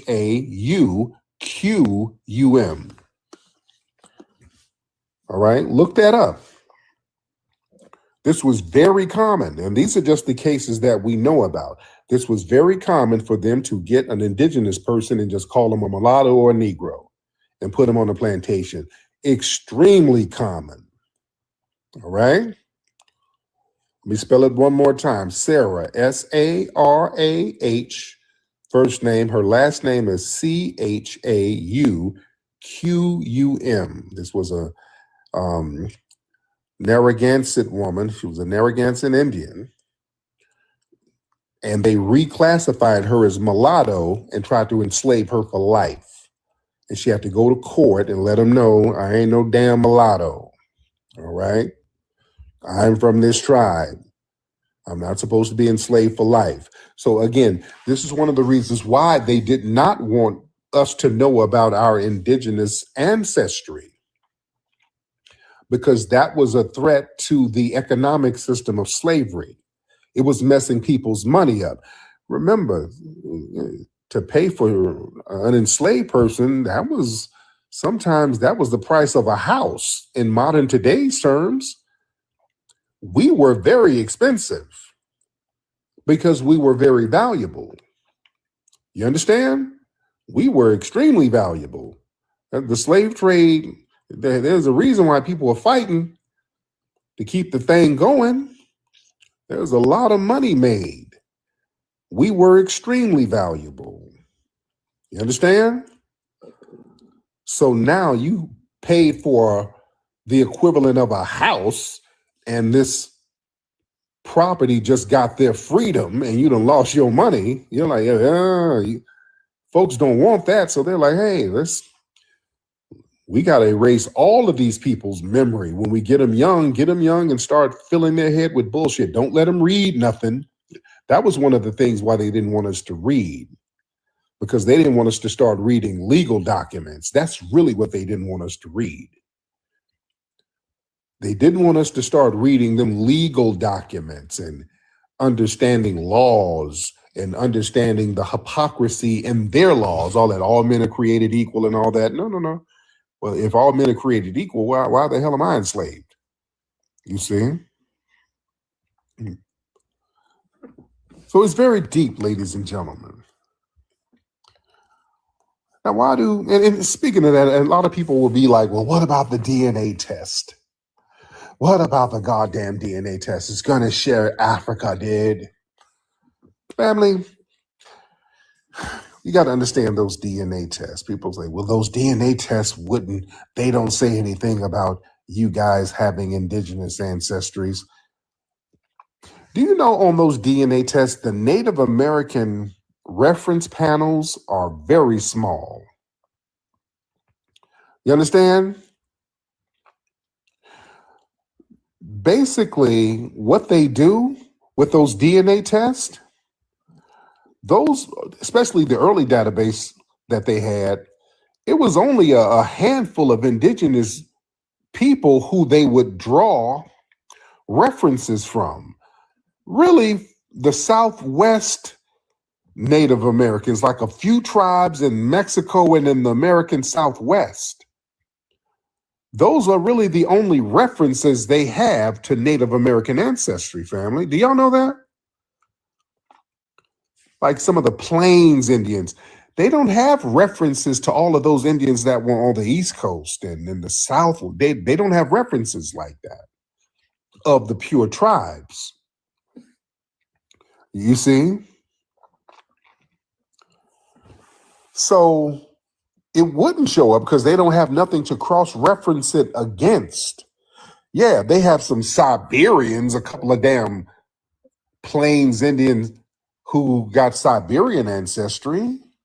So yeah, none of our shit will show up in that because we're not connected to that. You understand? So we got to understand something why these people are just so hell-bent on us not acknowledging indigenous ancestry. And again, we were one of the first people to do that. When we did Hidden Colors 1, a lot of folks didn't know, or they weren't really fully aware of the Black indigenous presence in the Americas. Thousands of years before Columbus, people weren't really up on that until the first Hidden Colors over a decade ago. You understand? We were breaking that down then, and nothing has changed. We've only gone deeper with it. See, the thing is, when you acknowledge that we, foundational Black Americans, have indigenous ancestry as well, that's a threat to the blank slate slave narrative. See, the dominant society, they rely on the narrative that we arrived entirely as a blank slate, stripped of all history, whose entire existence on this landmass began and ended with chattel slavery. All right. When we acknowledge indigenous ancestry, that shatters that absolute narrative. That establishes that we, foundational Black Americans, we have a complex, pre-existing, deep-rooted tie to the land itself, making us not just laborers that were brought here, but we are people who are intrinsically woven into the origin of the Americas. That's the reality, ladies and gentlemen. You dig? We're not just displaced damn Africans. All right? People are hell-bent on acknowledging this because acknowledging foundational Black American having indigenous ancestry as well as African ancestry, that forces a conversation about the paper genocide. You know, the Walter Pleckers and that Virginia's Racial Integrity Act that many people talk about, that reclassified many indigenous people as colored or Negro. So all of that pretending, it's like a shaming tactic, and it's a smokescreen to avoid admitting the U.S. government systemically erased indigenous lineage from the government records so they can protect white racial purity laws. And also, if you acknowledge our indigenous ancestry, that disrupts the whole immigrant social hierarchy. See, for a lot of immigrant groups assimilating into the dominant society, That involves adopting a lot of anti-Black narratives and leapfrogging foundational Black Americans into the social hierarchy. The foundational Black Americans assert that a lineage that includes indigenous roots is very real. That solidifies an absolute, undeniable foundational claim to the land and to the society. And that threatens the immigrant narrative because it reinforces that no matter where an immigrant group arrives, they are guests operating on a society and a structure built by us. And a lot of people try to deliberately conflate lineage and tribal enrollment. You see, people try to conflate our foundational Black American lineage with us saying that we're enrolled in some damn tribe. That's not the same thing. So they can try to weaponize that pretendian label. Foundational Black Americans, we're simply acknowledging a bloodline and a historical reality. We're not demanding citizenship from a modern, federally recognized tribe. Well, I'm not. The dominant society, they're bothered by this because it bypasses their gatekeeping. See, when you acknowledge ancestry independent of federal recognition, see, that's a power move. Foundational Black Americans, we're reclaiming our history without asking the U.S. government for validation. Now, if you want to put your stamp of approval on it, that's fine. We would like for the census to be changed. That's fine, but we're still going to stand on FBA business regardless, whether you do or not. That's the great thing. You see? We still going to stand on that. So it's very, very interesting, ladies and gentlemen.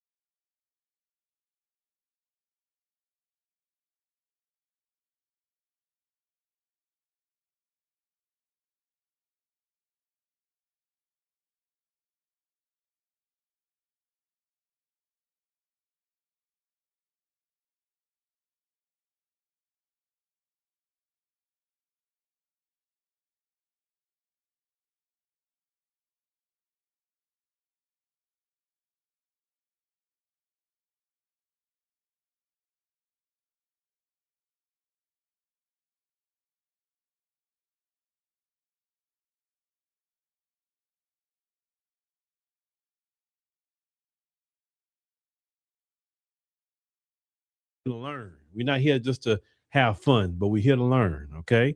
I may say some things that you may love, and I may say some things you hate. Or in between, that's okay. I'm gonna give you a life lesson. Nobody gonna agree with you 100%. Don't even worry about it. When I shut this live stream off, I'm not thinking about nobody that disagree with me. I promise you I'm not. So don't think about them in your life. All right, that's life lesson. Now let's get to history lesson. Miss Joy Reid.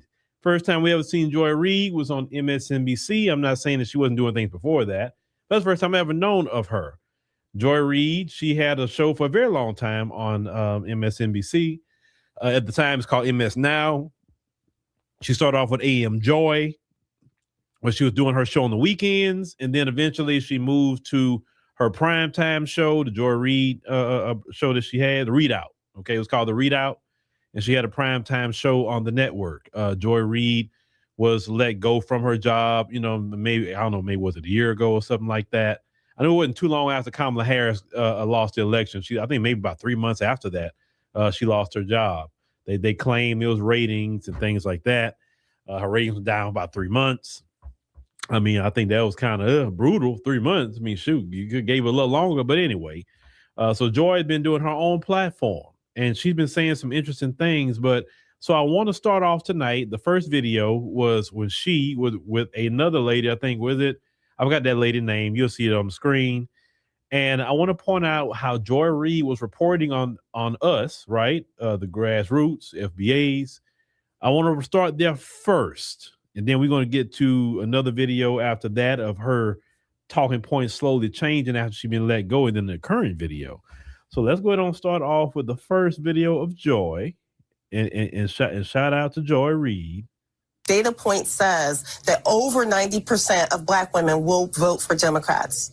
And so now we have a whole campaign getting several campaigns, by the way. We have identified at least 5 existing campaigns that are focused on getting Black people to do only one thing, not vote for the Democrats. And can you name one of those 5 campaigns? I mean, we put up from the report that you're saying that there's a conversation about reparations that has to do with it. There's a criminal justice conversation. Yes. There's an immigration. Go on. Mm-hmm. Reparations, immigration, reparations, immigration, and anything that has to do with the criminal justice system. So the reason that the targeting of Kamala around being a cop is important is because anything that hinges on criminal justice becomes a divisive issue and is being used as a weapon right now. Are there real issues? Absolutely. I want to make sure that people don't dismiss the fact that there are some real issues that we're talking about. I think you had Cory Booker on here talking about police brutality. These are key, important issues to our community. We know that this is the case because in the previous election in 2016, Black Lives Matter was targeted because of their campaign that was focused on police brutality. Right. It's still existing. It's still happening right now. It's just that we're not seeing a way to handle this and do a counter narrative. Very quickly, we're out of time, but how can people tell the difference between the real, genuine thing of Black Lives Matter and the ones that are just designed to make you not vote? How do you even tell? So you can tell right away by the language that they use most of the time. But if you see anyone who says basically tangibles or you're not getting our vote without us getting something back, you should start to pause and take a better look at what they're saying. Better look at those accounts and seeing what they're saying. All right, ladies and gentlemen, now this was on national television saying that if you want something or you're not going to vote unless you get something, yeah, that's somebody you got to watch. That was not the real people, ladies and gentlemen. Okay, fine. So we wanted to start off with that point right there. And see, the thing is, Joy, when you step into this arena, see, the receipts are very long here. They're very, very long. See, you don't have the mainstream media covering for you, and even they couldn't cover for none of y'all no more because the receipts are just too long. Now, let's fast forward. Joy Reid was on Native Land Pod, right? Now, you remember they were talking about reparations and all of that, and we covered this the last time with Joy, okay? We want to just watch how Joy language has been changing ever since she got by herself. And so let's go ahead and play that from Native Land Pod not too long ago. I think maybe about maybe a month or two ago. Joy Reid said this. Watch this. We asked about HR 40 or reparations even for a study. They don't want to touch that. What you got, sis? Apparently, reparations are something that MAGA is in favor of. And now that we know, I think that it's really important for us to act on the information that we have received. Now that we know that a president can, without Congress, without going back to Congress, because who knew? You know, there's a fund that Congress has pre-appropriated, as you will know as a former congressional staffer, that sits there in case there are settlements that the government needs to make. So they don't have to keep going back to Congress every time. Donald Trump has now tasked his Justice Department to dip into that settlement fund to the tune of, and you gave me this information, $1,776 in order to give reparations to the insurrectionists. Well, now that we know, sis, the next time there's a Democratic president, I don't want to hear anything about them not being able to do reparations. I don't want to hear it anymore. Okay, so now that we understand the uses of power, we get to apply to that too. So the next time there's a Democratic president, we don't want to have a commission. We don't want to have Congress do a study. We don't want anyone to do a study. You are going to start issuing reparations to the descendants of formerly enslaved African people, to the Tulsa survivors' families, to the families of the survivors of every massacre that has taken place with the government of the United States either standing aside or participating. Because now we know that we can do reparations. So guess what, Papi and Mommy Chulo? The Black people are going to be coming up to the table to get reparations. That's number one. All right. So Joy, once again, watching all what we're saying and we're literally repeating word for word, verbatim, our messaging, which is we don't want to hear nothing about no study, no HR 40. We don't want to hear nothing about no commission. Did you talk to your congressman? Did you have a town hall? Did you go to the Congressional Black Caucus event in Washington, D.C. and ask them? Did you speak to the NAACP? Did you have a sit-in with the Urban League? No, They're not saying that no more. Now they're saying that we should just go it on and get our reparations. All before we couldn't do it. Joy is literally repeating everything we said, right, ladies and gentlemen? Now, I saw some of y'all comments about Joy. We'll get to that. I'm going to address some of that. Now, let's play the current video that just make y'all going to say like, okay, Joy. All right, Joy. Just go ahead on. Just put FBA on your channel or say you're part of this. Let me play the next video. Hold on. This is the current one. If you don't, and the DNC shoves an AIPAC candidate down your throat, you have my permission and I'll vote for them. Because the Democratic Party needs to learn that it is not vote blue no matter who. It matters who. They sometimes need to lose in order to learn. Sometimes when you lose, you learn. And I'm just telling you right now, if they put a little AIPAC, send Israel all the bombs, give Saudi Arabia all the money, let the UAE run over us and give Trump another plane. If they put another AIPAC sellout moderate in place of Graham Plattner, and they do not put somebody in who is his same ideology, you have my permission to stay your ass home.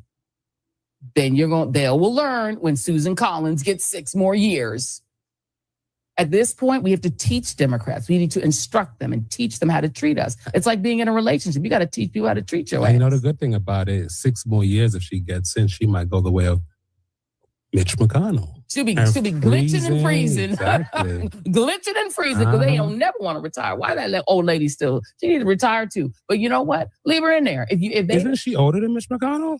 Probably. I mean, at this point, they're all 100 years old. But the reality is we're going to focus on the races where the people get to choose the ideology of what they want. People didn't pick Graham Platter because of his stupid tattoos. They picked him because of his ideology. Well, Joy Reid is now advocating that y'all don't go and vote. Hold on, let's start this over again with Joy Reid. Hold on. If you don't, and the DNC shoves an AIPAC candidate down your throat, you have my permission and I'll vote for them. Because the Democratic Party needs to learn that it is not vote blue no matter who. It matters who. Oh, God. Okay. Joy. And here's the thing. Joy is literally repeating everything we all been saying for years. This isn't like something new. We've been repeating this for years. So nobody can even say that we haven't been talking about this. Oh, what's that dude talking about me, that lawyer dude, old school cat. Oh, that's dangerous what you telling them. You did like, okay, are you gonna say that now? Are you gonna say this is dangerous what Joy Reid is saying? Oh, all of a sudden, that's the right way to go. Yeah, they don't give us, we know, we not voting. What happened to that? That's dangerous. Oh, y'all sound like MAGA. Y'all gonna say that about Joy now? She sounds like MAGA? I'm trying to figure that part out. Is she working for Trump? Is she getting paid by Trump? That's another thing. You getting paid by Trump. I'm still waiting on my Trump checks. I ain't got it. I ain't got a single dime from Trump or nobody. These people got some nerve. Y'all sit up here and demonize us, and then you want to come up and try to start repeating the talking points like you didn't say nothing. No. All of y'all, let me tell you something. When they doing that, you go in them comment sections and you tell them, hey, man, you can't be saying this. We don't even take you serious at this point because you demonized everybody who was saying this. You didn't even come out. And let me tell you how bad this looked. Joy, this is the proper way you switch into that talking point. Joy, I'm gonna teach you something. I know y'all been in these universities in or whatever, but I'm gonna teach you something. Joy, you have to prostrate yourself before the people. Joy, you have to admit all your sins and unrighteousness, which you said on these platforms. Okay, And you have to say, yes, at one point in time, I did say people who said this were Russian bots. Yes, I did say they were part of disinformation campaigns. Yes, I did say this, and a third. But then white folks made me say it. It was on the teleprompter. I mean, I really didn't believe that, but I in a way, I wasn't sure, but it was the white folks. But anyway, I said it anyway. And you know what? I was wrong. And you know what? What y'all said in all along, y'all was right. And so I even see it now. I couldn't see it before, but now I see it now. And so I agree with y'all. Yes, reparations. Yes, the couch. Yes, tangibles. Yes, I agree with all that. See, Joy, you can't just not talk about your things you've done against the people and just think you're going to jump in talking like the people. That's not going to work, sis. You got to prostrate yourself before the people. You have to get a little belt to behind a little bit from the people.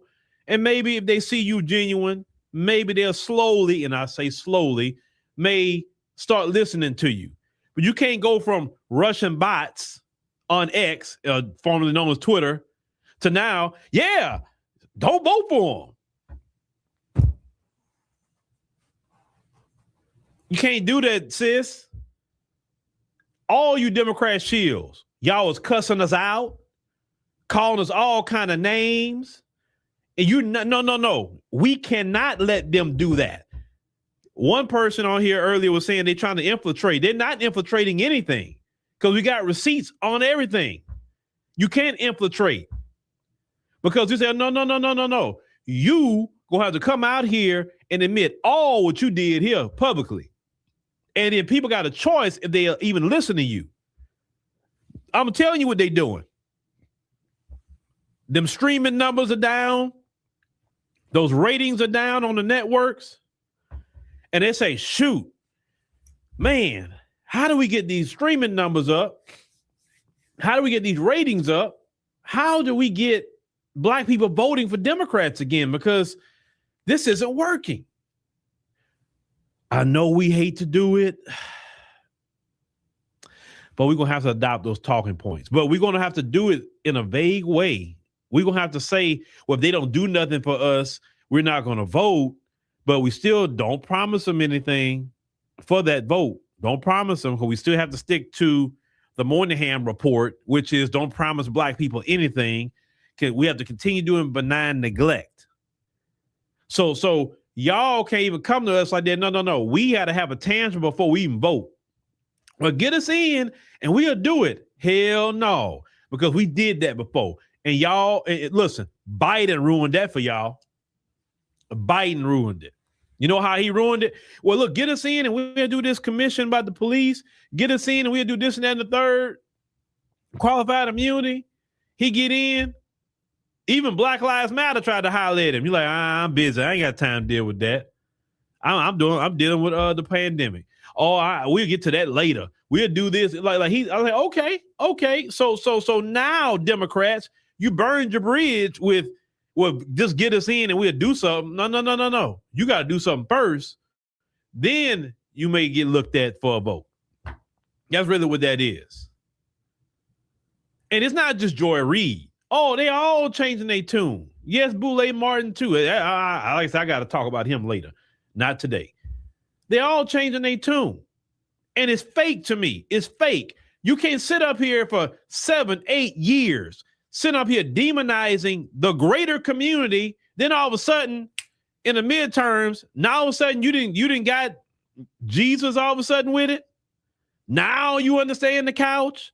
Now you understand reparations. Man, y'all are fake. Y'all are faker than a $3 bill, man.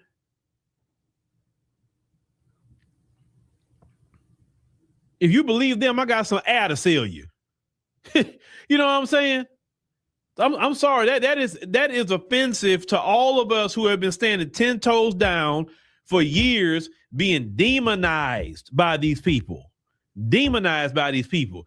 Getting cussed out by these people, dealing with all kind of things from these people.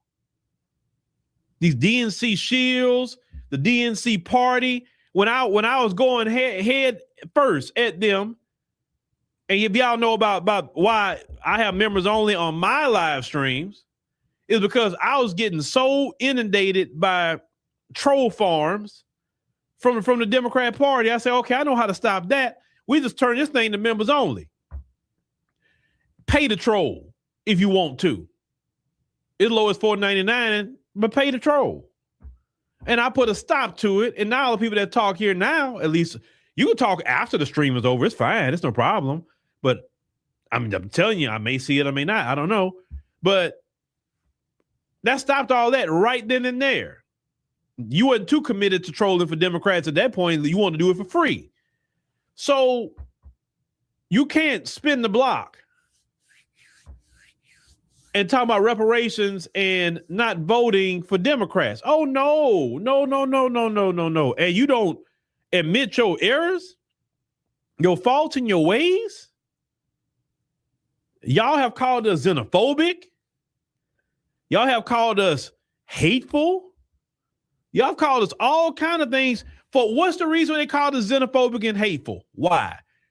Because we said that we are looking out for Black America first. We said we're not doing minority coalitions. See what happened to old boy in Ohio? See, that reaction they didn't expect. The minority coalition days and Black and brown and Black and LGBT and Black and everybody else, and Black get zero. When the brothers and sisters rised up against that talking point of coalition politics, they let them know, oh shoot, them days are over. And that video, at least for a day or two, went viral. So people all over the country seen that. And they let the Democrats know this is a new day. Don't you think these DNC operatives at the Democrat Party didn't see that video? They saw it. Because a lot of big platforms had picked that up. Bigger than what we got on Instagram and stuff like that, which is great. Pick it up.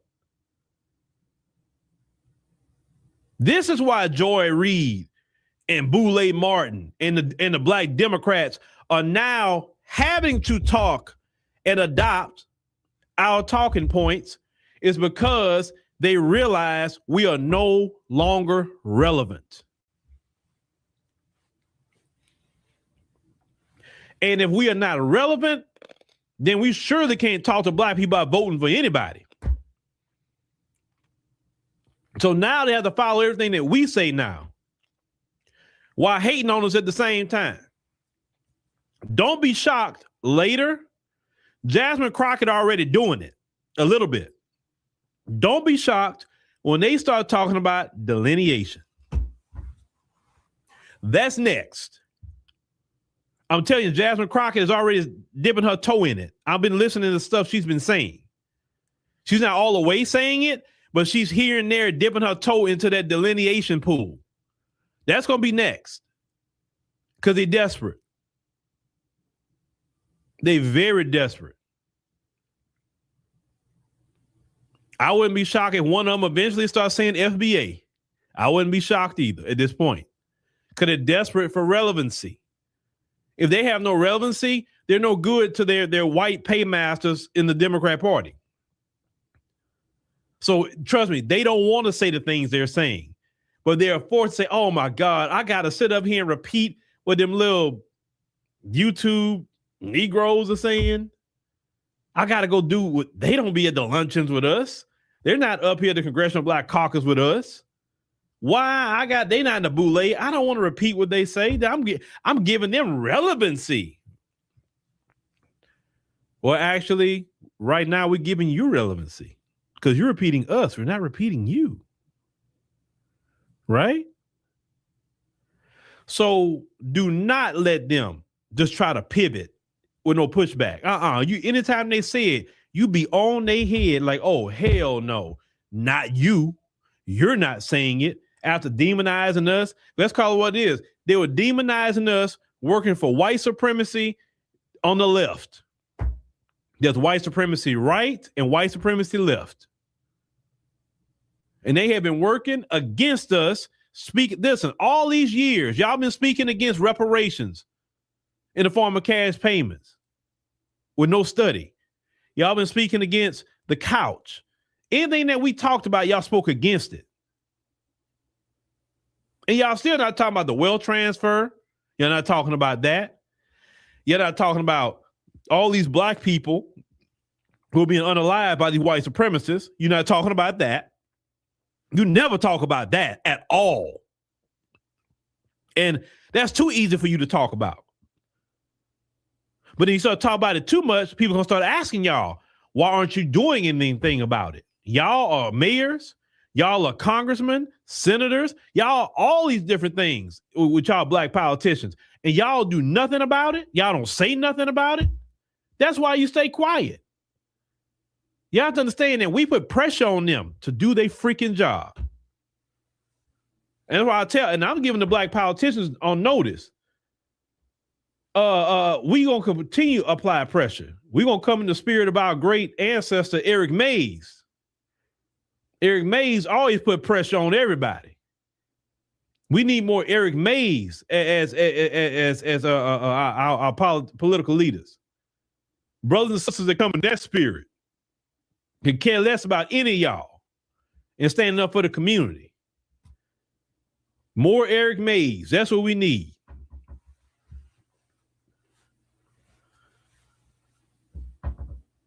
We sick of y'all prim and proper black folk. All y'all high educated black folk. We tired of y'all. We need some real people. And I'm not saying, because I know how people get. They get in their feelings. And now y'all calling Kellen. Phil, he's here to get education. I don't know what y'all calling Kellen for. Kellen isn't my daddy. If you got an issue with it, I say come to me about it. I'm just letting y'all know Kellen's it's not my daddy. So don't be harassing him. I said it. He didn't. And I repeat it again. Some of y'all use education as your like your whole ideology, your person. Some of you think you're better than other black people. I got education just as much as anybody else. That's just something I did. Right? The people don't care about your education. Listen, the people don't care about you in your previous video. I know that much. They care about what you're doing today, what you're doing tomorrow. They don't care about the past. The past is dead and gone. You live for today and on. You can learn from yesterday, though, and not to repeat something today, but nobody cares about yesterday. Nobody cares.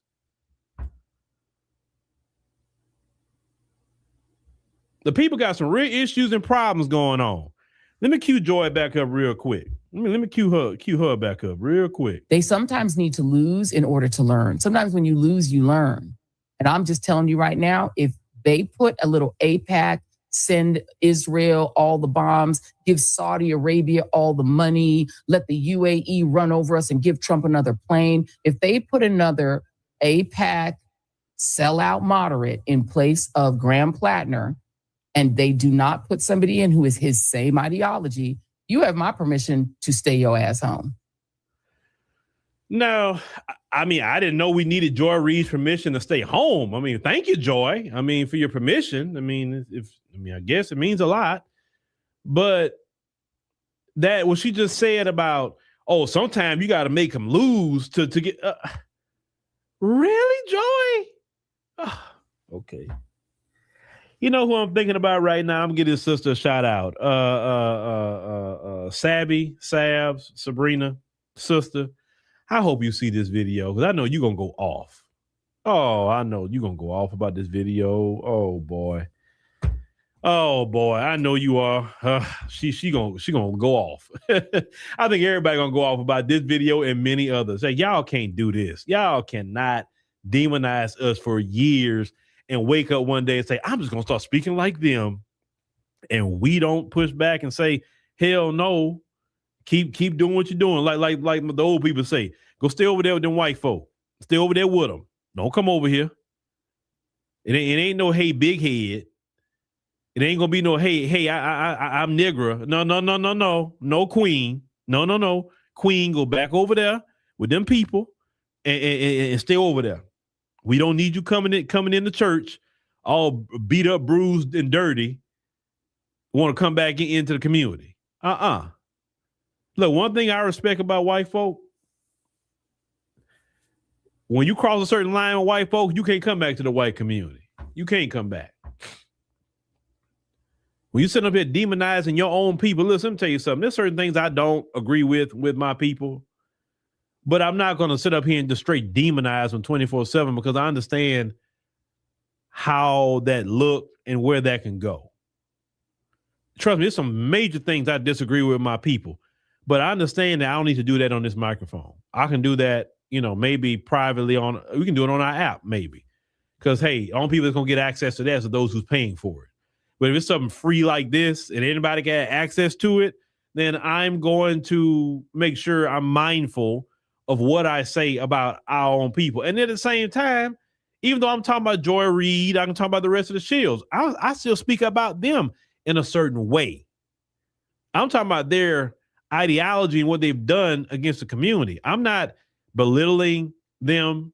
I'm not trying to talk about their blackness. I'm not trying to say something that sounds almost Klan-like. I would never do that. I'm not going to call them no weird names. No, because even though I disagree with them, and even though I'm chastising them heavily, I still have a certain respect and line I don't cross, even when I'm getting at other black folk. And that's the integrity that we got to have out of all of this. I don't care who it is, even if it's Candace Owens, and she says some egregious things about black folk. I'm still not going to say certain things even about her, because at the end of the day, no matter what I say about her, she's still a black woman. And I'm not going to cross certain lines because she's a black woman. You understand? But that's me, though. I just have certain ethical standards I'm going to keep. But I'm definitely going to go get that belt and whip your butt, verbally. But at certain lines I just won't cross. All right, Alan says, we know, it says these are not their talking points. They were never on our side. We're not that gullible. They're worse than Candace Owens. And shout out to Alan for the love offering. Shout out to Alan for the love offering. We appreciate that love offering, Alan. Thank you. It's definitely going to the right place. We all, and keep that in mind, because I don't want y'all, even when we going at them, let's keep it on the main thing. We don't need a name call. We don't need to sound like little white supremacist light, when we talk about other black people. We don't need to do that. I never like that, and I don't want to practice that for no way, shape, form, or fashion. We got too much truth to attack them on. And the truth is what's going to sting, not a freaking name call. Oh, excuse me. My nose, listen, y'all, I seen who said, somebody earlier said they wasn't feeling too well. I've been fighting a little cold, y'all, nasal congestion for some couple of days. My wife came in here, not feeling well, and then gave it to everybody. And so I'm still fighting that junk. So bear with me. They say benign neglect, everyone who is not on code, say with FBAs, they say B1, time to rest. Yeah. Either you give us or we won't, or that's the end of it, right? That's the end of it. And we got more to talk about. But with that being said, we talk about the African Diaspora News Channel app real quick. Now we got new people. So we have a platform called AfroWire AI. So back in May of 2025, I came up with the idea of having a AI-powered news network where I create distinct reporters and I have them present the news using technology to do it. Why? Because humans get sick, humans get tired, and AI can work where humans can't, right? It's 24/7, but it's led by humans, of course. I'm a human. And edited by humans, right?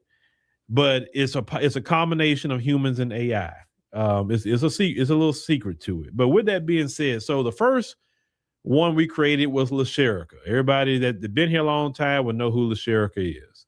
And then later we end up creating Layla and Sister Samila. Okay, we created, But now, because we are expanding our world more into technology and different things like that, we had created some YouTube shorts on the AfroWire AI channel. And at the time, we wanted to play. I wanted to kind of see what people would think about it. So it was basically called Life of an AI Reporter. And we did just one on each one. And I saw the actual response to it. So I said, maybe they want to know more about what they're doing. Maybe we can even turn some shows into it. I don't know, and expand that universe. Because my new iteration, or part of my iteration, is to do shows, but we can do shows with technology, right?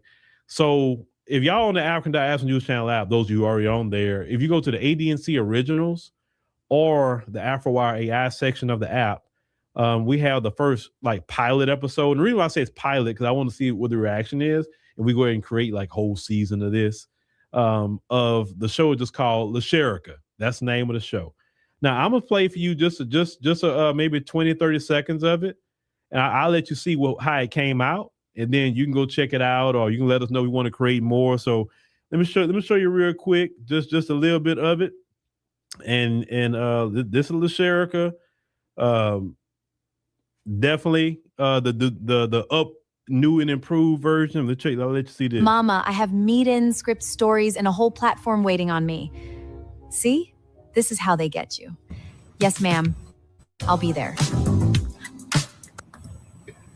Sophie, follow me.